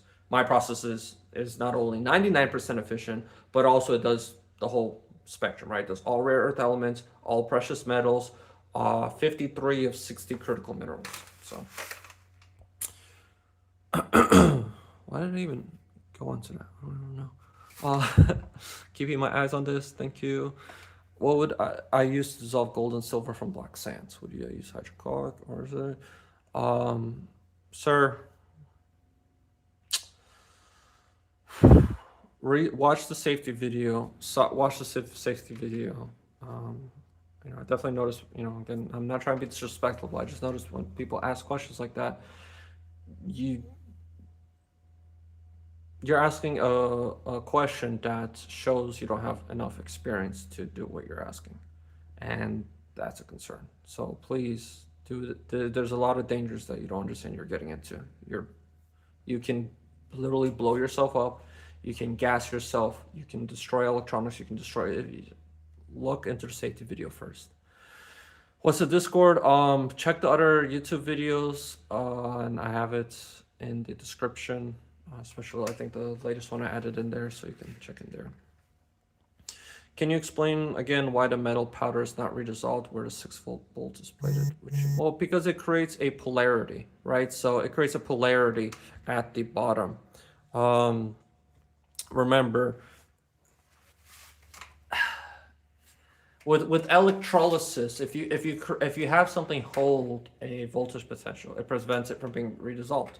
So simply you just have a, I'm trying to get this notification out. There you go. If you simply have the power at the bottom be connected to a negative power supply that holds a voltage potential, and it actually in itself will actually be producing its own powder additionally, or it prevents it from being redissolved. I'm trying to think of a way to explain this in layman terms. Trying to think of a way to explain this in layman terms, but it just protects it. I hope that's a good layman term. You know, same exact principle that it plates off the powder at the electrolysis cell. You know, it creates a voltage potential that just prevents it from being dissolved. It keeps it at a reducing potential. Can you please give some details on the difference between strong and weak alkaline resins? I guess the ion selectivity in membranes. That's a very unique one. It all depends on what applications you're trying to use for. I was mostly a patent term I did to give its broad meaning, because we have other really unique ideas where we have where that does come into play. I can't discuss that right now, but yeah, there are certain aspects that will make that further make these membranes really amazing. An electric shield repelling. That's a great, yeah. That's a very great, layman explanation. So by holding a voltage potential on the precipitated powder that falls to the bottom, it literally creates a shield. And actually you can see there's a color change, a couple millimeters or something, a couple inches from the powder at the bottom. And that's because it's actually reducing that solution, reducing the chemicals around it to a more neutral acid, or a neutral, sorry, not neutral acid, to a more neutralized solution that isn't as acidic and isn't as oxidizing, and therefore it doesn't dissolve that powder. I hope that explains it. Because otherwise, if it just falls off, it just, touching the same solution that's leaching the material, and there's nothing protecting it. So I'll wait for more questions. I've kind of caught up on questions, so.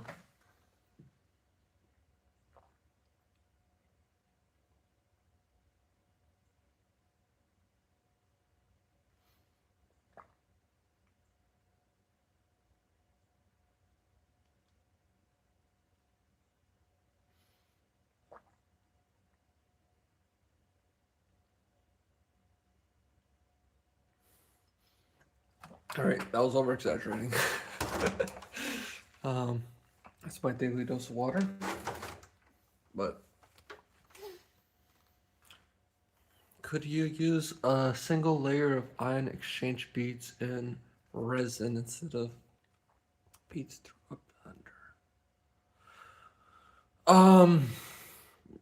No, because I tried this, but yeah, I tried to finish the whole thing.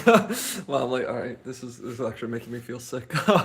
But so can you use just the whole ion beads directly in resin? No, because the PVC will actually peel off, and it just won't work. By having it as a very fine powder, you have that PVC plastic actually surrounding that and create this composite mixture that keeps it all together.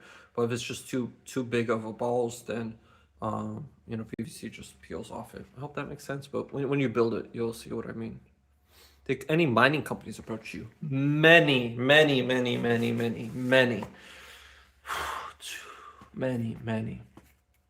I don't know, I probably get approached. Now it's slowed down a little bit because I'm getting less views these past couple days. But during the peak time, I was getting like 20 mines a day reaching out. And it's the same exact thing.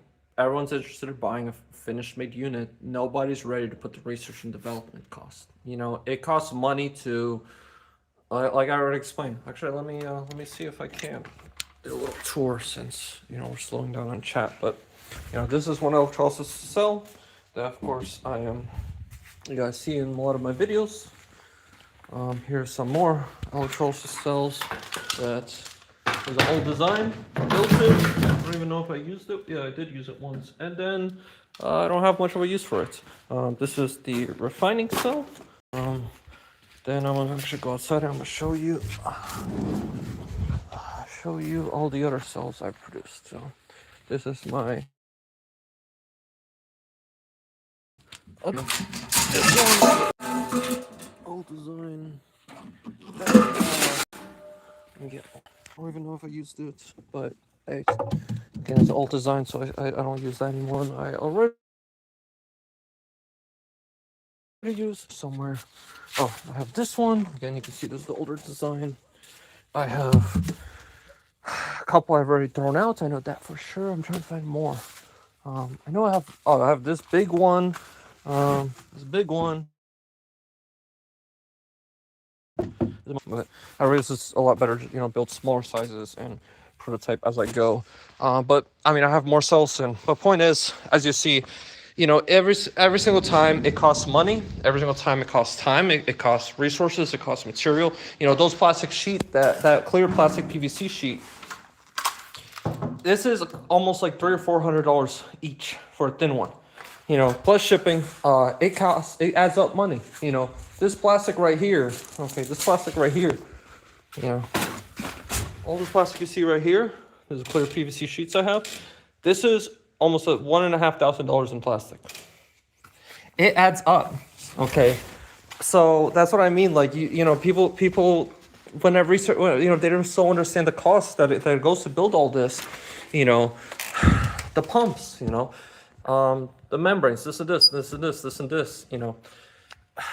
Just as a teaser, last year, I'm not done with the taxes completely, but we have probably spent almost $200,000 or $250,000 just in last year. $67,000 extra equipment. This whole workshop, $50,000 probably. The CNC machines, the trying to rebuild this damn thing. Just the software for that was $5,000. It adds money, right? It adds up. So I hope this gives a, like a lot of money comes. They reach out. They're like, well, we'd like to finish units. Okay, well, I need to buy this. I need to buy this. I don't know how much it's going to cost. So here's a little bit like reasonable, maybe twice at least, or 5 times the cost, because you're going to have to build a couple units like this. I'm going to have to hire people, like companies. There's 2 types of companies. Either they want to finish units, or they want me to work for free for them and get them a unit for free. Like if I'm doing it myself, I'm going to do it for free. That's why I'm doing a GoFundMe, trying to buy the continuous vacuum filtration drum, and we'll try to do it ourselves. That I'm fine with doing for free. But if a company wants me to build them a system, well, then you're going to have to pay for my time. You're going to have to pay for me to hire people. You're going to have to pay for this. You're going to have to pay for this, and that adds up. So sadly, nobody's want to pay for that. So I need to head off. See you later. Can I send you items to recover? No. I guess to exploit. Yeah, a lot of people just want to exploit me. They just want. A lot of people just want to find the best way to, take advantage. Arsenic issue in 34-ounce flotation concentrates. I'm not sure what you mean by that. Have experimented with frequency of electricity to electrodes. No, but I want to. That definitely isn't one thing. But see, here's the dilemma. We have a lot of ideas like that we want to try. And then what? Okay, let's say we do that, right? Let's say we experiment with, frequency and, pulsing. How are you going to know the effects of that? Like, what are you going to quantify the results? Does that make sense? Okay, well, we're going to need to analyze the solution, or we're going to analyze the powder, or this or this. Well, that's where you need expensive ass analytical equipment. How are you going to do that? Oh, you need $400,000. Oh, you need time. You need an engineer. You need this. You need this. Like, these past couple weeks, I'm non-stop working. Yesterday I was up until, I actually woke up around like 4 something, almost 5 o'clock. And, I went to sleep late, went to sleep. Some days I go to sleep as late as 2 a.m., and I wake up at 5 or 6, and I'm just responding to emails, responding to people, setting up the website, editing videos, creating presentations, applying for government contracts, this. I spent 3 months with a friend, a really amazing friend, and we spent countless weekends, countless holidays, countless weekends and evenings and afternoons with him and me, and sometimes all day, all 3 months straight to apply for one grant. People have no clue how hard this is. This is, people, oh, just apply for a grant. Oh, just do this. Oh, just do this. We did. You don't understand how hard it is. It is way harder than you imagine. If I were to describe your invention to my electrical engineer friend, what would you say a good electro? Oh, that's a good question. It's an electrochemical diode. It's an electrochemical diode that filters specific frequencies. That's like a good explanation of what it is. See, this is what I mean, right? Will acrylic sheets work? No, and this is what I mean. Watch the safety video. Get basic chemical training. Acrylic sheets will be destroyed in these acidic conditions, but people don't understand that, and that's a concern. I'm saying this again, not to be disrespectful, but please have us stop what you're doing. I hope you're not, trying to build one of these yourself. Stop what you're doing. Get some training, get some safety. That's why I have the safety video. That's why I don't give detailed instructions. So people don't try to copy this one by one. And if I wanted to do detailed instruction, eventually I will do more research. Don't get me wrong. I'm not saying that I'm not gonna give any information. No, 100%. But I'm just one person. I'm doing one video at a time, right? I just got the safety video released. I'm trying to do this. I have people are asking for presentations. People are asking for this. I'm trying, please, But until then, do not do this if you don't know what you're doing. And specifically, when you're asking, will acrylic sheets work? That is a huge red flag, because that's a very common, chemical thing that acrylic doesn't work. Silicone doesn't work. It'll get completely destroyed. So please do some research. Yes, I do know about monoatomic platinum group metals, and that's what makes this technology so amazing. So a lot of people into the whole monoatomic thing know that you need around 7,000 or 8,000 degrees Celsius to break apart the matrix. However, look this up if you don't believe me, and not only if you don't believe me, please, I'm telling you, look this up. What is the temperature of 1 electron volt? What is the temperature of 1 electron volt? I'll wait. Please, everyone watching this, go on Google and type in, what is the temperature of 1 electron volt?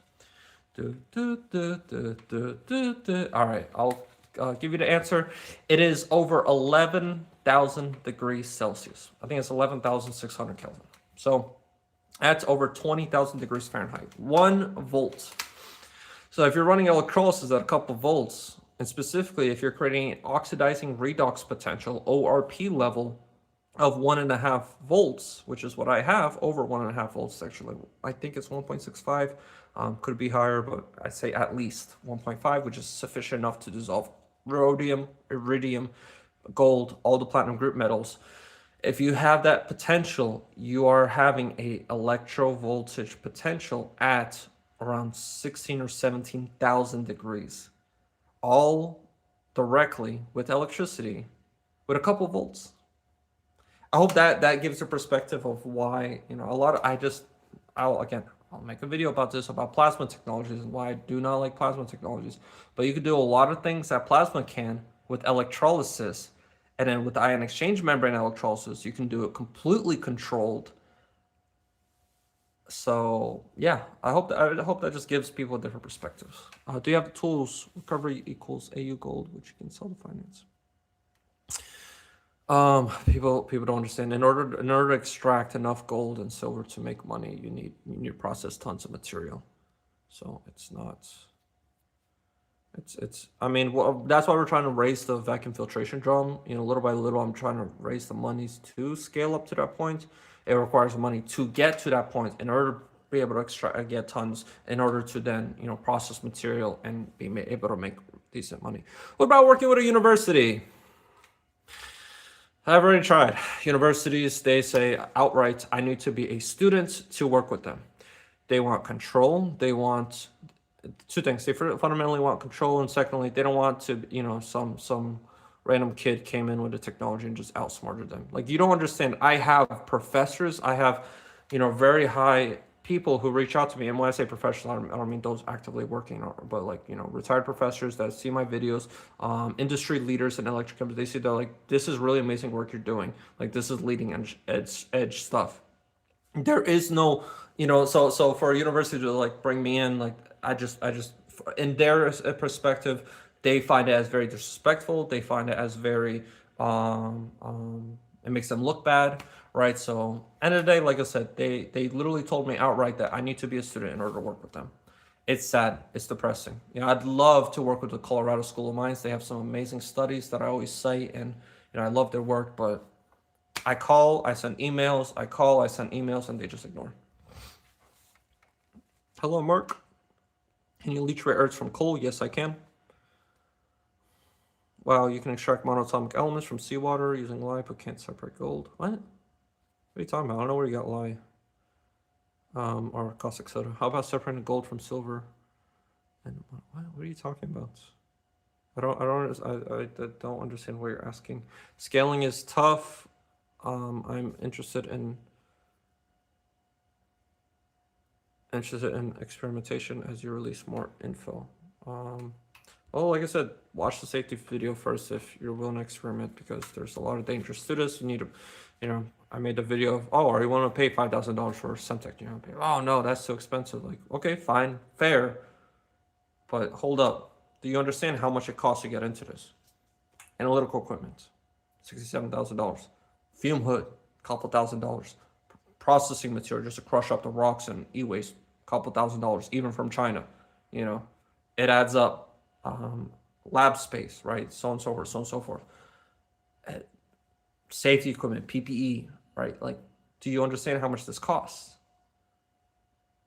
If you don't, and if you were expecting you're going to buy something for $50 and start processing e-waste, you're gravely mistaken. Stop what you're doing. Learn the safety first. I have an idea. Get all the good metals with the processes you have. Our amateur refining services, and people will send you items to return. My God. No, you're not listening to what I'm telling you. I'm gonna need tons to make it economical, and the shipping cost is gonna be worth more than the material. Wash with distilled water a couple times. You want the cloudy stuff. What is the monatomic element? Listen, dude, Orbis extraction is a scam. Listen, I actually know a guy into the whole Orbis thing. It's a scam. With that specific guy, what I realized he didn't understand was he kept using handheld XRF, and they're such a scam. Not two things. Firstly, they're a scam. Secondly, people use them improperly, and he's like pointing his gun at this rock. He's, oh, it's 40% rhodium. Oh my God, And then he does his Orbis process, whatever. And he points at the bar, and he's, oh my God, look, the bar is 10% rhodium, whatever. Oh my God, it's so rich, and he can't refine it, right? Why? Because it's just silver. It's silver or copper that he added during the Orbis process or so forth, and the XRF isn't reading properly. But he doesn't, the whole Orbis community, I noticed, is I'm not saying there isn't some truth, maybe somewhere in there, most definitely, but it's just filled with too many sociopaths and people who don't care about truth. And there's two types of people, right? There's people who find evidence and make a conclusion, or people who make a conclusion and then find evidence that fits that, right? Does that make sense? Do research, do analysis, do quantified mass balance inputs. Some of these Orbis guys, they literally claim they can extract 150% of gold that exists in the ore. By using Orbis, you can extract more gold than exists in the ore. My immediate question is, okay, if that's the case, why not get the end gold material, put it back into the ore, into some random rocks, do the Orbis process again, and then multiply your gold by 150 times, right? If you're claiming you could do alchemy, why not just get that end gold material, put it back in, and repeat the process? You see the issue with that? Oh, but that doesn't work for some reason, and they need you to buy their system, and they need you to buy their ore, and this and this and this, and for some reason that. But anyways, it's just a scam. It's just a scam. I know you have XRF, but do you need it? I want an ICP. Electro my scrap. I don't know about That definitely there. I would like to, like, let's say, analyze the powder material and see how that. It's not a need. It's definitely a want. You know, as we grow up, I'd love to have a one. Um, I assume you're trying to offer those services. Like I said, if you have ICP-MS, that definitely is something we're really looking into. How much does the electricity price cost of the finished material? Somewhat. I mean, I price all whenever I do the calculations. Let's say $50 or $200 a ton to extract. I do that at 15 cents a kilowatt hour, which is like the residential electricity price in America. Of course, it depends where you live. Some places in the world it can go as high as 40 cents a kilowatt hour. Some places it can be literally pennies. Depends on what time of the day you use it. So it all depends. And that is also one thing that, especially in the iron video that I made, I'll make a, like I said, I'll make a video doing the exact presentation. But in that iron video, one thing I failed to mention is that this process, it can be started or stopped. Okay, so you can run the electrolysis system, leach the stuff out, and then you can actually stop it. Well, not fully stop because you'll need to protect the electrodes and the material you produce. So you'll hold a small voltage potential, but it's a fraction of the energy. So what that allows you to do is fluctuate your mining processes with the price of electricity. Say during the day or whatever, during a windy whatever. Let's say you're using renewable energy, you're able to use dirt cheap energy prices and then stop when the energy prices changes instead of having to use a battery or whatever. And why this is such a big deal is why it's such a huge thing is because traditional processes, let's say that you're trying to melt steel in a huge kiln, using arc or blast furnace, whatever, that's a process that sometimes can take a week to heat up the whole thing, so it's not something you can just start and stop. It's something that needs to be continuous 24/7, and a lot of people just and by having a process that you're able to, like, flick of a switch, basically, cut down all its power usage, and it doesn't, damage anything, it doesn't hurt anything, and you can turn it back on immediately and it doesn't have any effect. That's huge. That's huge. This is what I mean. There's so much potential with this technology. Every single industry is going to completely change. Completely change. I thought about it for a while. Originally, what I thought is, okay, well, you could use redox flow batteries. So let's say you have a solar panel to, store the energy in a redox flow battery, and then during the nighttime, run that for the electrolysis system. Maybe a little bit. Like I said, you do want to keep a small voltage potential just to protect the electrodes. But what I realized is actually better just to build more leaching and electrolysis cells. And whenever you have peak solar production, just be pumping out iron, right? Just be pumping out acid to leach out the iron, instead of just building more batteries, right? If that makes sense. So I realized, oh wait, instead of just building more batteries, why not just build more electrolysis cells? So yeah, it just changes completely how every industry is done completely. Like I said, I'm not saying I'm not completely dismissing it, but there's too many bad people, there's too many sociopaths in that take it down, sadly. The washed medical parts can be washed, dried, and pressed into ingots. It could. Great rare earth elements from coal is a batch for many rare earth elements. It would extract them all at once, and then you have to refine it afterwards. Again, through either my refining cell or through traditional processes. Instead of processed steel ore would be valued processed steel containing waste garbage into pure steel to remelt. So at first I thought it'd be better just to run the steel directly or melt it. So originally I thought, okay, well, if it's a lot better just to melt down the steel and recycle it that way.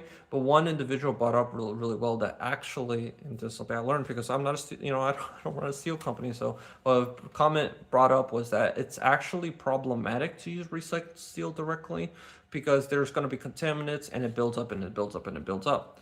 So typically what they do with steel recycling is they add in fresh iron, right? New iron, clean iron ore, clean steel, and in order to, deal with the contamination building up. But it is apparently a problem in the steel industry where over time, as you recycle steel over and over again, and it has plastic, it has other metals, it has this, and it keeps contaminating the steel product, and eventually you can't be just remelting it over and over. So that's something I recently learned. Really thankful for that comment. So yeah, that might be an application where you could use it, time to time. Let's say the steel quality is too bad or whatever, or like I said, have producing fresh steel, re-cleaning some of it, but you still just want to remelt most of it and keep reusing it as much as you can. If you do figure out different membranes for different materials, then you could go on possibly stop using high-end analytical, but just check the crash time material.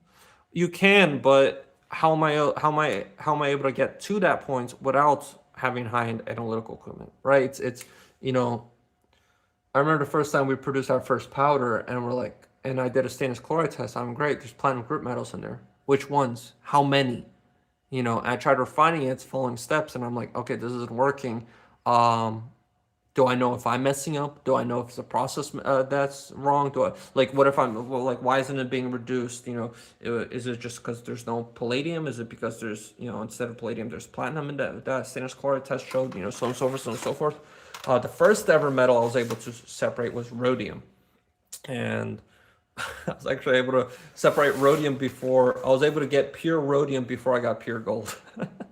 Which is quite a thing because most people actually find rhodium to be one of the hardest ones to refine. But I don't know, for me it was pretty easy. You just use aqua regia, dissolve everything else, and then use refluxing sulfuric acid, and I'll dissolve the rhodium, create a beautiful rhodium sulfate solution, orange rhodium sulfate solution. You neutralize that, add hydrazine, and you get rhodium metal black powder. So that's how I was able to get my first rhodium. I love rhodium so much. People don't even watch more than one short before, right? Right. It's sad. I get so many comments about this, and people are like watching some older videos I have. They're like, "Oh, you're saying all this, but all your claims are based off the membrane technology, and you haven't told us the membrane technology, even though you're saying it's open source. Oh, you're a grifter. You're a scammer." I'm like, just read the description. I literally updated the description like, "Hey, here's the membrane recipe. Here's the GitHub link. Here's exactly how to do it." It's like, oh my god, people are always, you're never gonna and then they'll argue. I'm like, watch my other videos, and they're like, oh, send me the exact links, you have too many, I'm not gonna look through it. It's like, okay, now you're being spoiled. There's a lot of people like that. A lot of people get really aggressive with me. They reach out to me in emails over Discord, and they're they're asking questions, this and this. I'm like, listen, dude, I don't have time to, here's what you need to look up, here's what you need to research. And they're like, oh no, you need to tell me exactly how it is, and you're really disrespectful for not telling me. And I'm like, dude, I can't be spending every single person. And I tried doing that the first week. I had so many emails, so many people responding, so many people were calling me. I would be on phone calls all week. My wife remembers this, and it was stressful. I was up so late, and I'd just be all day busy, responding to people, giving detailed responses. And I realized most of it resulted into nothing. Most of it resulted in people wanting to get something out of me, people trying to milk something out of me. People just for their own personal interest. People promising this, and then turns out, oh well, I don't have the money right now, but maybe in the future. And I'm just like, all right, stop. If you want consultation, one-on-one consultation, you're gonna have to pay for that. If you want advice, if you want help, join the Discord server. I answer people for free if it's public, if it's thing. But if you want one-on-one personal advice specific, and you want me to write up a whole presentation specific to your mining company, specific to your ore, and specific to your application for free, no, it is very disrespectful. It's incredibly disrespectful. You're the garbage to make a valuable product. Yep. Better to use this process for flux to make better steel. Correct. Bonjour. Aluminum sodium ion batteries. Let me look into that. That's a good one. Aluminum sodium ion batteries. Yeah, these membranes also have, I'll look into this. That's a good one. These membranes have drastic implications in ion batteries in general, not only just flow batteries, because the separator that they use already in ion batteries is just a permeable separator. It's nothing special. It's just perforated plastic sheets. And we really want to test these. I mean, there are already studies that show has drastic improvement, but again, the cost. They can't be using these membranes in ion exchange batteries because they're just so incredibly expensive. 5 tons of head ore produces 34 ounces. However, the hazmat issues of arsenic poses problems. I thought you have a solution. I do have a solution, but I don't know about 34 ounces. 34 ounces of what? Sorry, are you talking about gold or just in general arsenic and antimony? I mean, we definitely do have a solution that's quite simple to solve because we can just run that through electrolysis system. I don't know specifically arsenic and antimony. I need to look into which acids will work for which one. But even that one, you could just use an electro voltage reduction difference if they do have one. Again, I need to look specifically into that one. But the point of our process is we can continuously leach out, plate off, and separate the two. So that's why, there's not really any waste. Therefore, you don't have a hazmat issue. And it's completely, the goal is to have all these systems completely enclosed, completely contained. That way there's absolutely no waste. Exactly. I need to go large batch. How do you process black sands? Just like I always do with the continuous mining unit.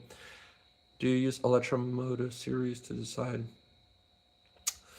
No, but definitely that's something we want to get into. It's difficult for us to do that without proper analytical equipment, so that's why we're trying to get an ICP-MS so we can actually analyze the solution, to the parts per million, the parts per billion, in order to quantify exactly how well selectively plating off specific metals work if we simply use the electromotive series. It can work. Again, we don't have the equipment to verify whether or not how exactly that'll happen. Hi, sir. Many thanks. You're welcome. I wonder regarding the recycling special steels, what is the fate of chromium? Great question. So that can also be selectively separated. Our goal is to use selective ion exchange membranes, which will actually only allow iron to go through, chromium to go through, so on and so forth, so on and so forth. So again, we need money and analytical equipment to test that and verify that. Regarding the very nasty chromium trichloride, is a manner to reform chromium at zero oxidation states. There's a couple of ways to process that. Like I said, fundamentally, I mean, if it forms as a gas, it can be recovered and neutralized down. You can simply have a wet scrubber to reduce it down. So there's a couple of ways to work with that. Definitely, it's those. I hope that will allow you to shift your perspective in approaching those types of dangers, right? A lot of these really dangerous heavy metals actually form gases, but we were able to recover those gases using a wet scrubber, and that wet scrubber automatically regenerates the solution, recovers that metal, and plates it off as a solid metal in a different solution instead of acidic solution. So that gas actually becomes a benefit because we're able to selectively now refine, or it's a way to selectively refine chromium, right? I hope that makes sense. To clarify, all this is based on chlorine. I mean, most of it is which is what I'm discussing. I really like chlorine chemistry with the continuous mining unit because chlorine you get from salt. I really like using acids and solutions that use, locally easy to source parts or ingredients. I have a friend, a partner who really wants to use bromide, and I'm like, no, dude, no, stop. It has a lot of benefits of its own. For example, doesn't produce gases and stuff, so it's a lot more powerful. But it's I don't really see it as scalable. I don't see it as natural. Because chlorine, fundamentally salt is nature, right? When you neutralize the end product, you'll just end up with very, very, very slightly rocks. You're not really adding anything crazy, any new chemicals. We're gonna steel pickling plant to clean the rust scale. Hydrochloric acid, would it have any beneficial metals?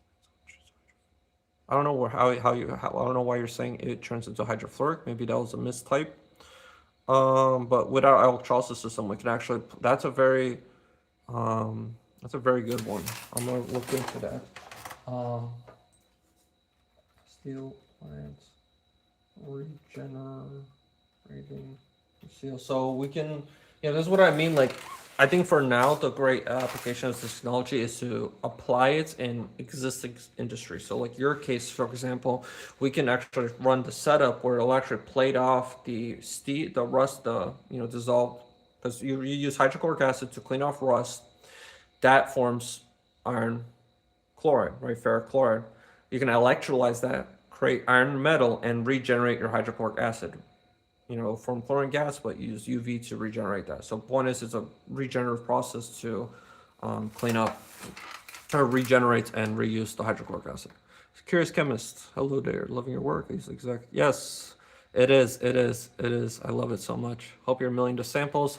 Try my best. I wish I had, a milling machine. That's like another example, right? They're like a $5,000 piece of unit for a, what's it called, for a planetary gear mill. Again, wish I had that money. How to find the Discord server? Find my watch my other videos. The last couple videos, I have it in the description. I strongly advise you not to make this open source. I see bad people profit from your creation. You have a very, very close-minded perspective. I highly recommend looking into RepRap and 3D printing. So the original founder of 3D printing, I forgot his name. Bower. I can't believe I forgot his name. But anyways, he's a life inspiration for me. And he open sourced 3D printing, and look at the impact that had. How many industries, how many companies, how many. 3D printing is the reason my entire career was built, because I got into 3D printing when I was young. That allowed me to that let me do 3D modeling, which opened up me to CAD work, which opened up me to doing drafting and blueprints, and becoming a field engineer. That was because of that man open sourcing 3D printing. If that never happened, I would never be able to have the career I had. Something as simple as that, what an impact that man had. And so many other, whenever I mentioned it, other people like, yeah, he had an impact on me too. I really don't think people understand how much of a huge impact that man had. And what's funny is, his company, RepRap, is still one of the top 3D printing companies. How many other companies, rose and fell? How many other companies try to, come up with their own 3D printer, come up with their own proprietary software, proprietary filament that, has try to copy the printer industry, where it has a special barcode or special, computer chip sensor, and you can't just, use any other filament. How many companies tried that and they went bankrupt? They failed over and over, over and over. Nowadays, the only ones that really are around are the ones that have an open source model. The ones that, there's one recently, again, I'm not going to say their name, but they're kind of shifting back from that, or they tried to for a second, and they got a huge pushback. And they luckily went back to being a more open source friendly, DIY model. But, I think that says it for itself. All the bad guys, they're going to fail. At the end of the day, the more people do this, the more better it is for me, because it more proves that this technology is legitimate. Yes, Adrian Bauer, thank you, Adrian Bauer.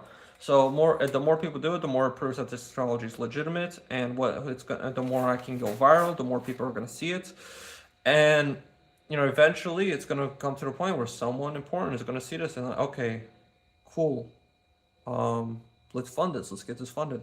And even if they first, let's say, find out about this technology through someone else, they're going to realize like, oh, this guy's just a copy. He's not the OG. He's not the one actually developing this. He's not the one on the front lines with this, with innovation with ion exchange membranes. This other guy is, right? Rowow LC is. Like, why would I stick with this other guy who doesn't know what the hell they're doing and aren't the real innovators? They're just a copy. You'd want to go to the professional, the OG, the one who actually knows. So I'm not concerned about that. And end of the day, I don't care about trying to hold again, this technology has such a huge impact on the entire world, on every single industry. The sooner it comes out, the sooner we have stop having pollution, stop having waste, destroying the environment, destroying the planet.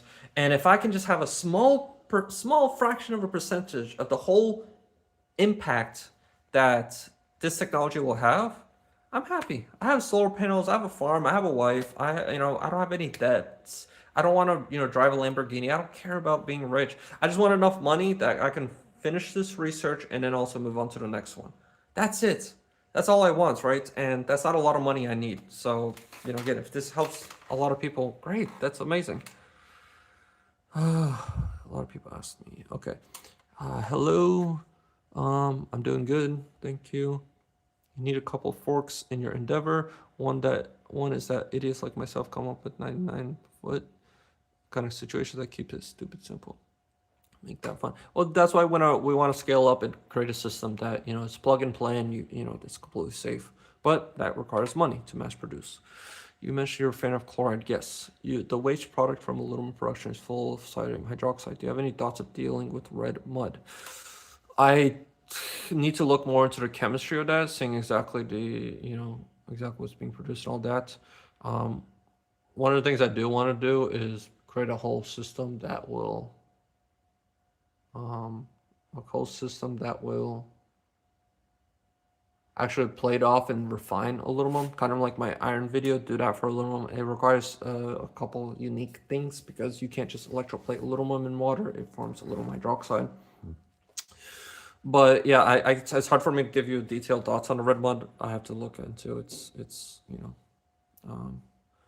exactly how that process occurs and what wastes are being produced. Electricity was made open source too. Yep. Go Nikola Tesla. Sadly, he died poor. That's the only thing I hope doesn't happen to me. Not meaning to be demeaning, you could probably also measure by weight, input difference. You can, but what you don't understand is that's a lot of platinum group metals are in the parts per million. This isn't stuff that you can measure. I did that that was one of my very first tests. Was I put gold in? I measured how much gold I put in. I measured, electroplated, melted it down, weighted that. That's how I originally got my. That's how I'm able to say I have 99% recovery yield so confidently. But like I said, with doing a full mass balance analysis on ore, you're talking about getting into the parts per billion. You really have to. Hopefully, with ICP-MS and wavelength dispersive XRF, we can get to parts per trillion, like I said, and actually be able to quantify, and try to build a system that can extract gold from saltwater. But we'll see. Probably could skip the whole issues with high-net analysis. You don't need. I already answered that. Do you think the silver in the application is converting? So also to clarify, so yeah, about requiring the analytical equipment for what you're saying about trying different membranes or trying different voltages and trying different, pulsing.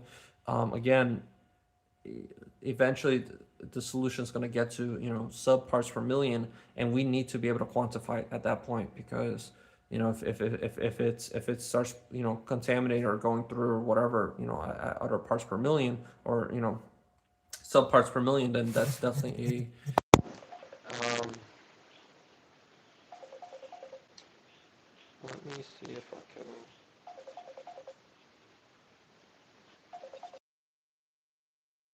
Okay, hello there. Sorry, I had a call I had to answer. Let's see. Where is so yeah, I hope I answered that question. Just when you do electrochemistry, you eventually get to the parts per million that you really need to be able to analyze that properly. Do you think the silver and also analytical XRF isn't perfect? This thing is great, but it can only really measure let's say in the tens or hundreds parts per million.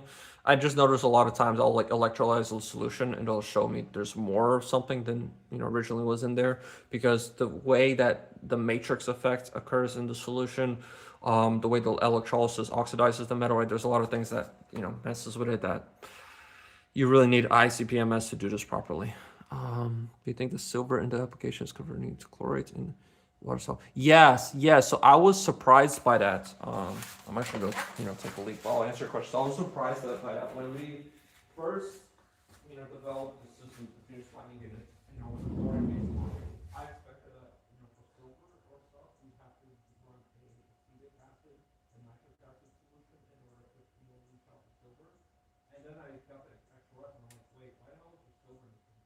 And apparently it turns out, like you said, oxidizing silver to 40, that makes it water soluble, which is absolutely insane. That's again an example of why analytical equipment is very important. That's something that really, and I've been playing when I was talking to mining companies, when I was talking to people, I'm like, yeah, when our mining unit can process all precious metals except for silver. We're going to need a second step to, process the ore in order to get silver. But then I'm like, oh, cool, I can also do silver? Awesome. Oh, shit. Fuck. Can you guys hear me now? Oh, no. Can you guys hear me? Shit. You guys can hear me? I'm gonna see if we can get a couple more yes that way. Okay, awesome, thank you. So I'll quickly answer the silver thing. So yeah, at first I didn't even think we could extract silver because again, silver is supposed to be dissolved with hydrochloric acid. And when I first started, I told a lot of mines that hey, you know, we can't do silver in the same process. We'd have to use a second step. You know, literally tell companies, oh, our continuous mining unit can process extract all platinum, all precious metals except for silver. And then you know we got this analytical equipment, analyze our sample, and we're like, wait, what? There's silver in there. Okay, cool. So now we can extract silver. um, you know, because apparently the oxidizing potential by the chlorates is so powerful that it dissolves silver. This is also very similar. A lot of people say, oh, well, what if you have tin in this sample? You know, I remember when I first made the first mining video, I had a guy strongly argue with me like, oh no, your technology won't work on e-waste because tin will form stannous chloride and it'll reduce down to gold. And I explained to him, stannous chloride, for those that don't understand how stannous chloride works, you dissolve gold in hydrochloric acid using aqua regia, right, whatever. Then you have use paper or get a little drop, whatever, but you add a drop of stannous chloride. It's tin chloride. What ends up happening is it'll reduce down the dissolved gold and it'll create a black or purple, whatever colored solution. You cannot do that with my acid with gold dissolved. You have to first boil down the acid, what's called de-bleaching it, deoxidizing it, or boil it down, and then test it in order to be able to test if there's gold in solution. As you know, that's how powerful this acid is. How did you spend $200,000 and have no debt? Well, I had a very amazing guy, a very amazing gentleman. This might be a good transition to spirituality. So, my very first time so years ago, I wanted to create, raise funds to build my floating island, and I was having problems, having issues, and I looked into myself and asked, because your higher self knows the best path forward, and I said, God, show me the best path forward to my floating island. And a friend of mine, within 30 minutes, called me and said, hey, my dad wants to talk to you about a floating island. I had a call with him. He came to my facility, saw my kilns and this, and he's like, hey, I have some gold ore. Can you process that? Okay, sure. I wasn't too interested in gold, but that's how I got into this project. A whole year later, I'm trying to keep this story short, but I released my first video on my mining technology, and a gentleman reached out to me. And I learned apparently that gentleman a year ago had a dream that told him to buy a silver mine. This guy has no experience in mining, nothing to do with mining. He's a health doctor. One day I'll bring him to this channel. He's an amazing guy. The work he's doing is absolutely amazing.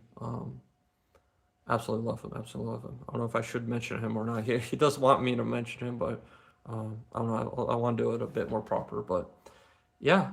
So quite interesting course. And he funded my research, funded my project. We scaled up. We built a facility. We got the XRF. Validated technology, and we got to a point where we're like, all right, in order to go to the next step, in order to scale up, in order to do the proper thing, we need he helped fund about half of that. I funded the rest of that along with my family, but in order to do what we need to do, we need millions of dollars. That's why I'm applying for a grant for $10 million. It's I need engineers, I need help, I need this. So we're hoping on the grants. I bet the farm on the grants. I literally, stopped my farm business. I stopped everything. I just focused on this grant for 3 months, writing it out. Then it worked out, and maybe there's a reason for that. Maybe there's a spiritual reason for that. And I mean, hey, if you think about it, if we can get this technology developed through, community working together, crowdfunding, whatever, isn't that a hell of a lot better than, going through a grant process and spending the next 3 years in a bureaucratic, hellhole? Isn't it better? So we'll see. Maybe the universe set me down this path for a reason. Can you teach how to connect a variable frequency VSC? What do you mean? I assume you mean variable frequency drive, single phase motor, like complete video. I'll try that, definitely. Let me add that video. I have a video about that. So if you watch my video on how I did the fume hood, I have a video on that. Video on connecting VFD to single phase. And it's pretty simple though. You just input, you want a VFD that can take a single phase input, but you just, input wires, right, into any of the 3 input phase legs, and then output wire, just connect the motor, the single phase motor to that. You could sell on eBay. What's wrong with the scale you are at? Well, we're trying to sell I'm literally in the process of setting up the shop. I want there to be a liability disclaimer and other stuff so that, people are like, hey, watch the safety video first. Like, don't buy this thinking that you're going to get rich off e-waste. Like, please be realistic about that. So that's why I'm not doing it on eBay or Etsy or something like that. I'm trying to build my own websites from scratch. I have a guy doing it. What's wrong with scale? I can process 10, 50 pounds, but, trying to process tons a day, that's not realistic. You guys saying didn't hear me, that was a while ago. Yeah, we have an opportunity to research and develop in Brazil. Yeah, a lot of companies, it's sad, a lot of international people are like, hey, please come to our country. And I'm here in America, and like, nobody cares. In fact, I had, very beginning, I said how, my local mayor and district representative, my local mayor told me to fuck off. And my district representative said, go to a university and deal with that for 3 years. I have free access to 3x. I also have a CNC machine. I also have a laser cutter. I appreciate the help. This project going to change the world. I also do CAD CAM. Again, I appreciate the help, but right now the most important thing is just, scaling up. That requires people. That requires time. That requires materials. That requires equipment. I'm working with hydrogen reduction with this process. Work with lanthanides. What do you mean you're working with hydrogen reduction? I assume you're bubbling hydrogen gas. That's traditional chemistry. I'm not sure why you're mentioning or asking that. We shall see. The more of us know, the better. You're right. That's why I tell people listen, if you're watching this, if you really believe in this technology, you really see the potential it has, the most important thing you can help, share, spread the word. If there's a YouTuber email him, find a way to contact them, annoy the hell out of him. That's the best way we can get this technology out there. I've tried to reach out to YouTubers. I've tried to reach out to content creators, podcasts. I'd really love a podcast because, I can just nerd out with people as you see I'm doing right now. But yeah, it's really, really important. The best thing you can do to help is just share this technology because, if we can get this technology out there, people start using it, people start working with it, and eventually someone, important will be like, hey, let's fund this guy. Let's get him, what he needs to get this research properly. And Elon Musk or someone else. So it's all it takes. If I can make this system work efficiently on my Aura, definitely blowing cash. Plasma hydrogen reduction. The question: can your chlorine process work for lanthanide oxide separation? Again, I need to look into that. We have a couple ways to do that. Yes, we have a couple ways how we want to do that. I haven't really looked into that because right. Well, there's a couple options. One is voltage separation. One is acidic, like I said, using the refining cell to actually use different acids that can separate different lanthanides. The third one is actually to just use ion selective membranes that are very selective to specific lanthanides, specific rare earth elements. We have a couple more other ideas that I don't want to mention right now. So yeah, Joe Rogan. I'd love Joe Rogan, but again, I don't even know how to contact him. I mean, but please, if somebody knows, please, this is such a huge thing. There's a saying, squeaky wheel gets the grease. If enough people are squeaky and enough of us are annoying, eventually one of the people are like, all right, what the hell is this salt electro mining thing? What is that? Let's check it out. So that's why I say that's the most important thing you can help. That's the most important thing. Share it to your neighbors, share it to your friends. Get the algorithm to be like, oh, hey, a lot of people care. That is incredibly important. Have you thought about working with e-waste processors? Like I said, this really only works at tonnage per day scale, but in order to do that, it requires some research and development and scaling up costs, which nobody really wants to put in the risk in. What are your approximate yields compared to gravity? So gravity is, what do you mean by gravity? Which gravity? Like, I assume you're not saying froth flotation.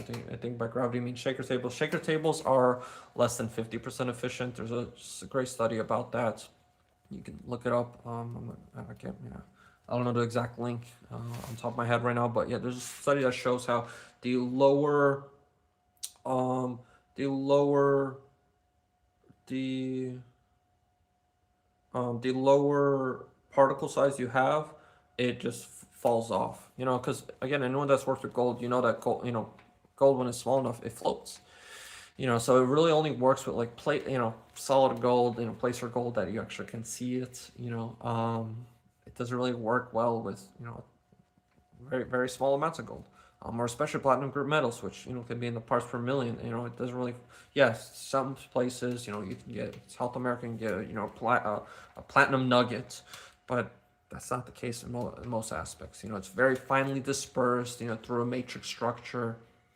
It just that's the fundamental problem why you really need some sort of solution like mines, like acid.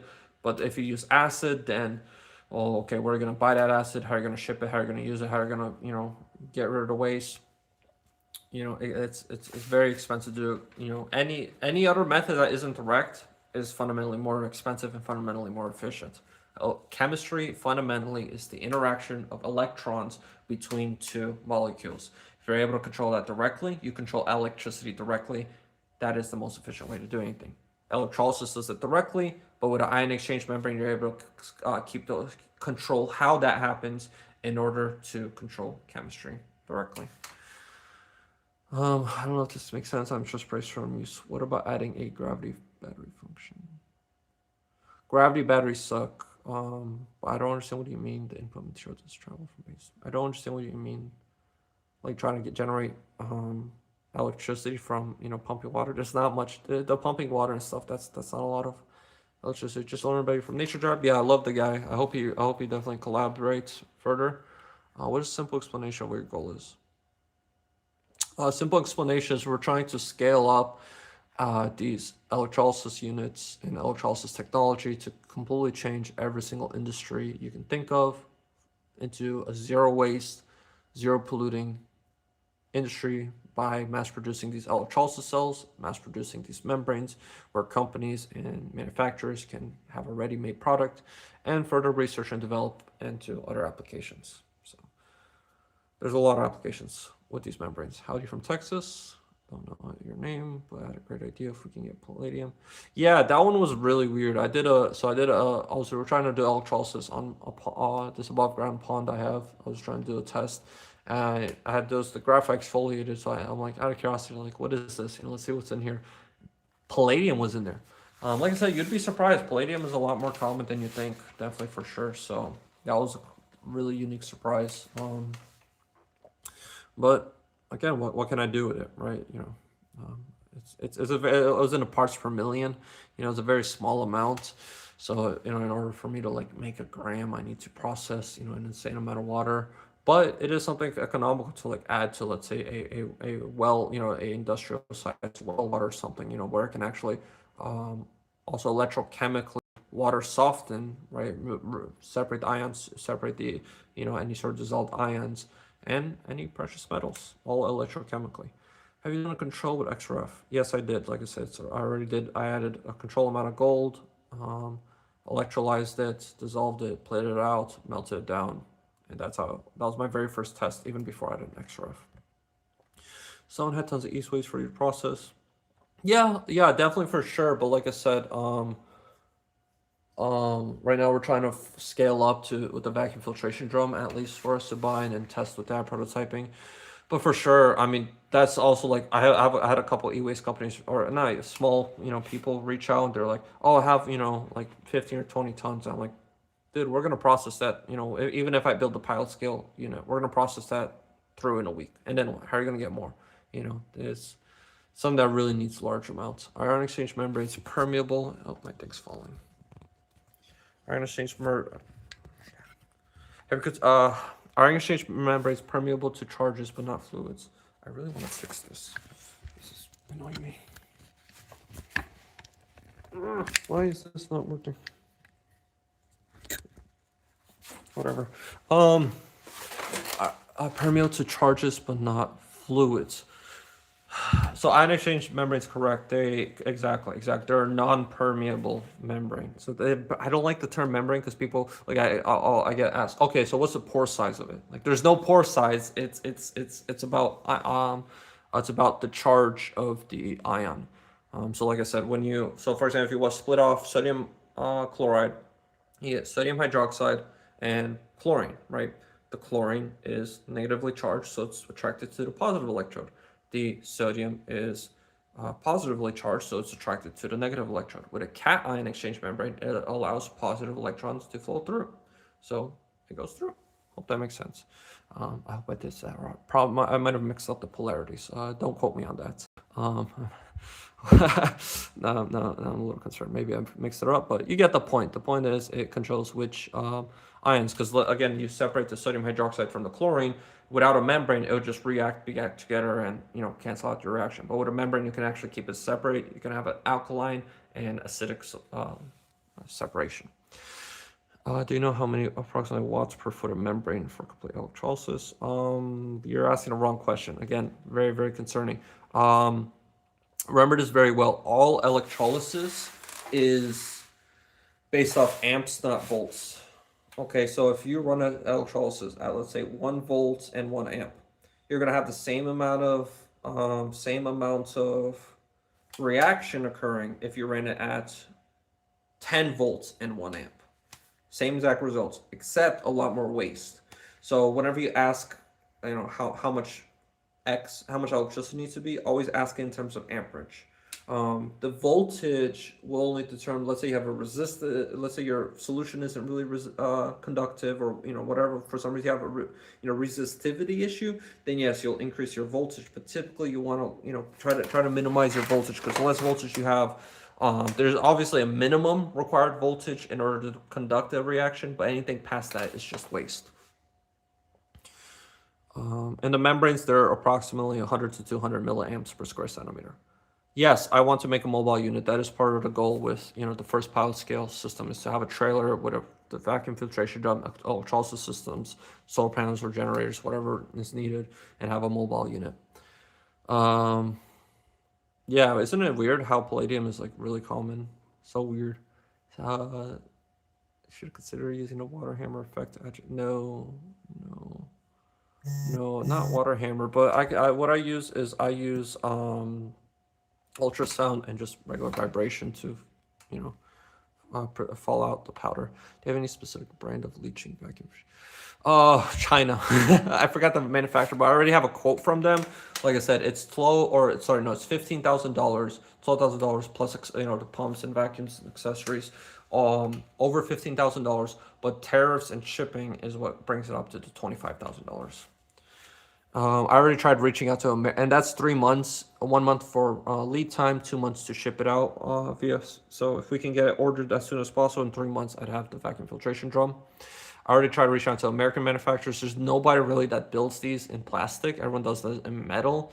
I was only able to find one company, and they had like a 1 year lead time, and they had a completely different. It wasn't a vacuum filtration drum. It was a vacuum filtration belt.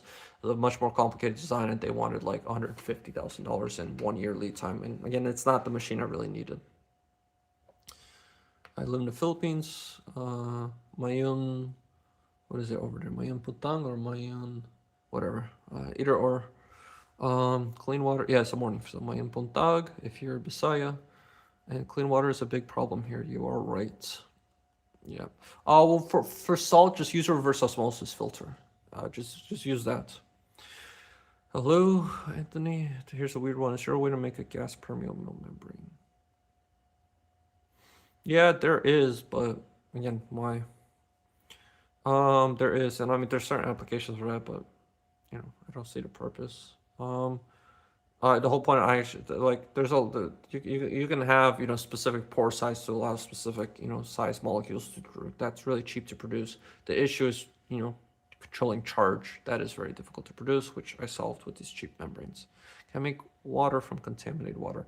Yeah, so you can, like I already explained before, you can actually make what's called ultra pure water. But I think you're the same guy who's a Filipino guy.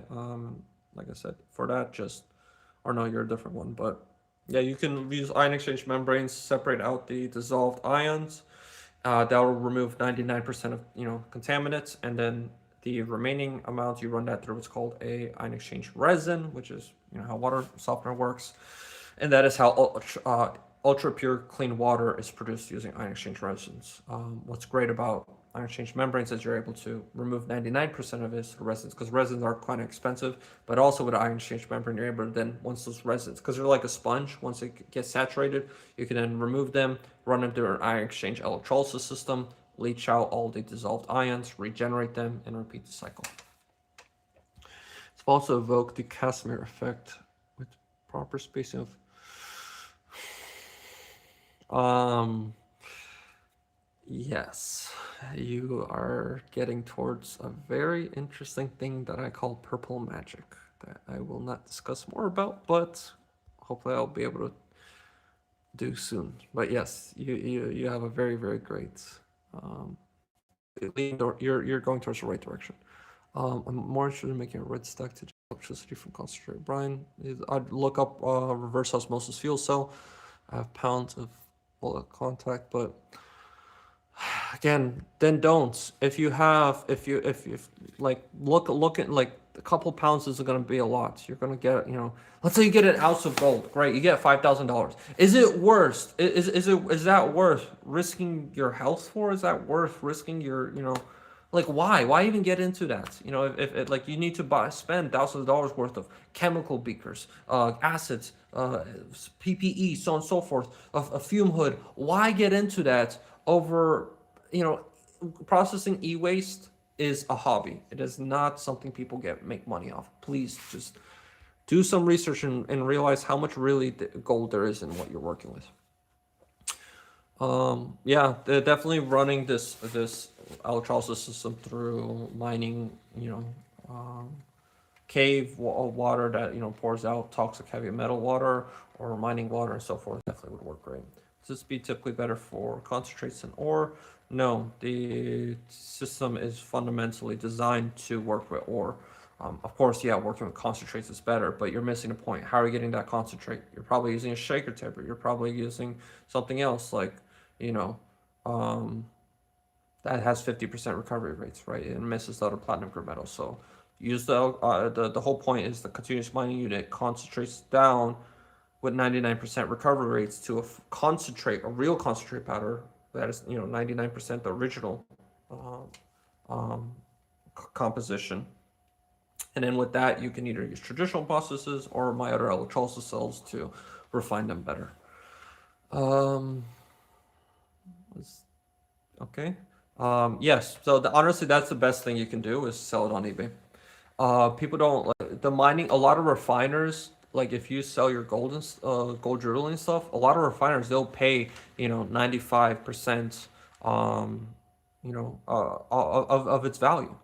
So another way to think of this is, okay, so you're trying to compete in something that has less than 5% margins, right? There's other companies there's a whole process, traditional process that is able to do this with less than 5% cost. Like, okay, so you produce, you spent all this money to get all this glassware and chemicals and PPE to get a couple $100 of profit when you could have just sent that out or sold it to someone else and not have to deal with all that headache. Someone already has the equipment, someone already has this. If you have a lot of material, that's another thing, right? We can talk about that. But when you just have some connectors they've been collecting the past 10 years, like you're not going to get rich off that. Hello Australia, where your setup is completely released, is it only suitable for big businesses? Oh, 100%. Yeah, small enterprises could work. Like I said, I think a ton a day is something that is the minimum I would work with in any sort of waste process. I mean, there's so many applications. It depends on what if you're trying to e-waste or mining. Yeah, ton a day is the minimum. I wouldn't even bother if it's less than that. So do you have the heavy equipment to do that? Do you have the jaw crushing material, the way to crush it, the way to move it around, the way to unload it, load it, what are you gonna do with the end product, right? So on and so forth. So, even at 1 ton a day, you still need basic heavy equipment. You know, I'm not saying that you need to be a huge industry, but you shouldn't be, you know, some guy that has, you know, a couple a couple bags of e-waste that, you know, he got from somewhere, and he's like, and he doesn't even know where to get more, but he's like, all right, I have this, and I'm gonna start a whole, you know, e-waste processing facility. Like, you have to be a little more realistic. You're gonna go through that material in a week or two, right? So I take that people have already noticed that the solution could be ideal for refining materials in Mars. Yes, exactly. Yeah, so I have a video on that about asteroid mining. You can highly recommend looking at that. And fundamental thing is, because of this is a complete closed loop, I think this technology is the only way to asteroid mine or mine in space, because otherwise, you know, shipping chemicals, any sort of open loop process, you're going to be relying on shipping chemicals, you know, constantly to space to resupply them. That's expensive. But if you have a system that completely regenerates it, you know, and I tried reaching out to SpaceX about this, got ignored. So, like everything, please, the most way you can most help this technology is to get it viral by spreading it, sharing on social media, whatever you need to do. A guy says you love asteroid mining. Definitely, I definitely think it's. I did the economics in that video, and like a couple of shipping container size unit or whatever is enough to make you know, a shipping container size unit sent to space with a small nuclear reactor can make, like, I think it ended up being like $11 million a day.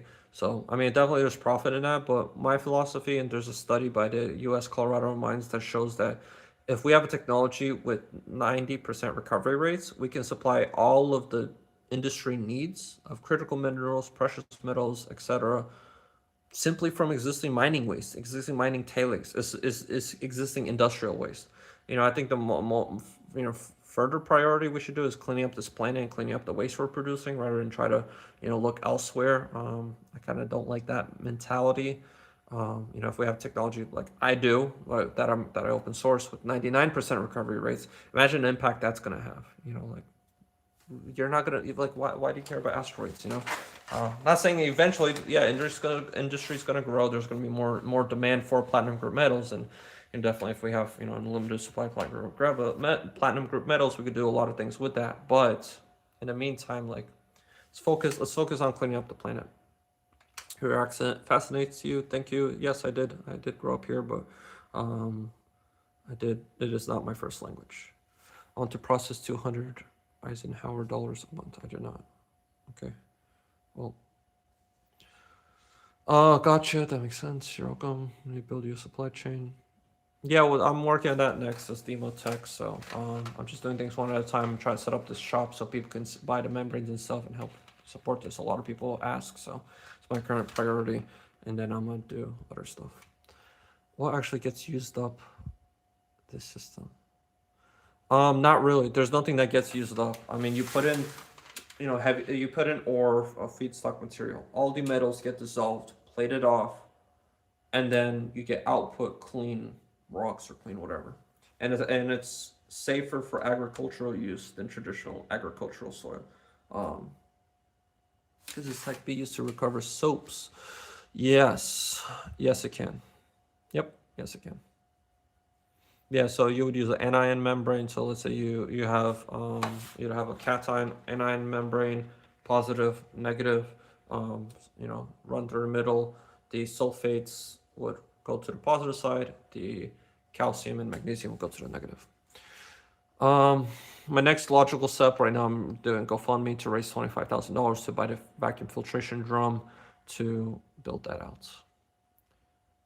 I'm gonna go take a quick little leak, so I'll be back.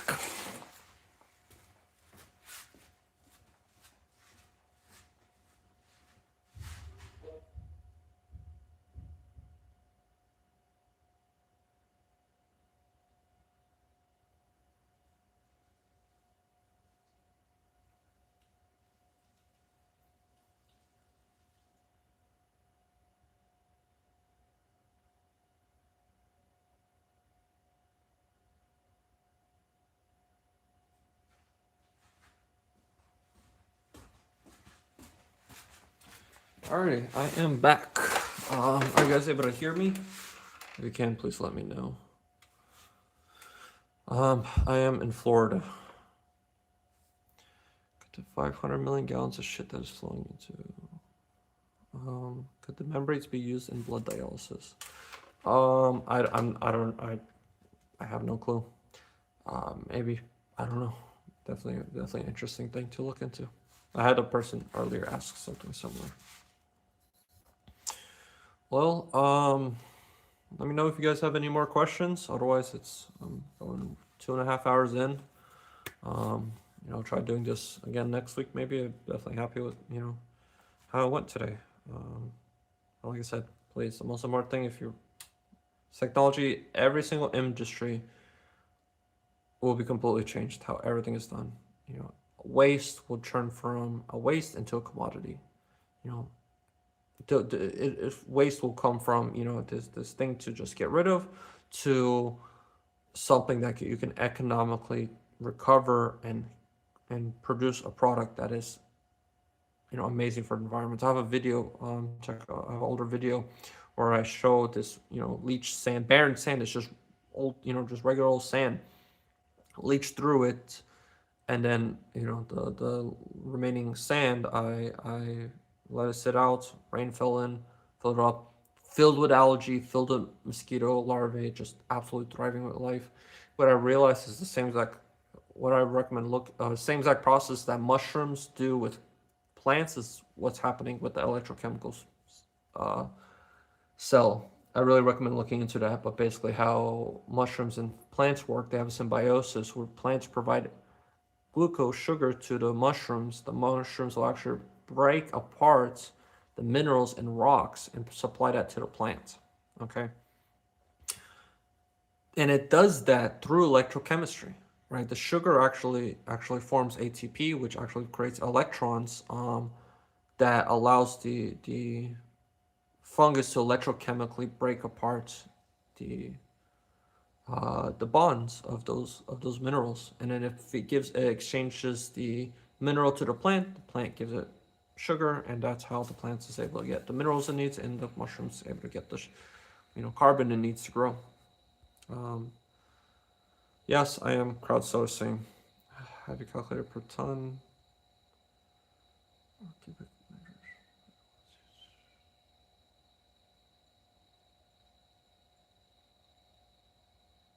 Well, like I said, I'm trying to aim for a ton per day of solid material.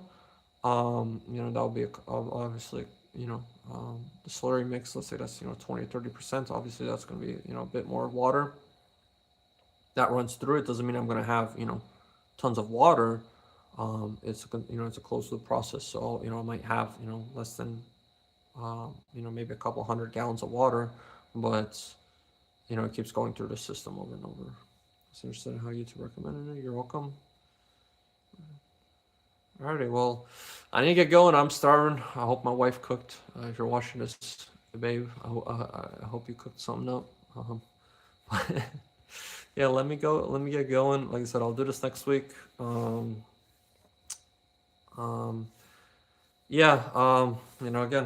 thank you for watching. Yeah, we're planning to scale up to, full mass manufacturing facility. That includes the vats, the membranes, the electrolysis cells, the vacuum filtration unit. We want to be able to ship out these, trailer-sized units that is completely portable and be sent out, be ready to process. Refining centers that can actually process the end material. But thank you for watching. Please, if you really want to help out, the best thing you can do is share. Annoy any YouTubers send them emails. I've already done that the first 2 weeks. I did nothing but annoy YouTubers. So I can't do much more beyond that.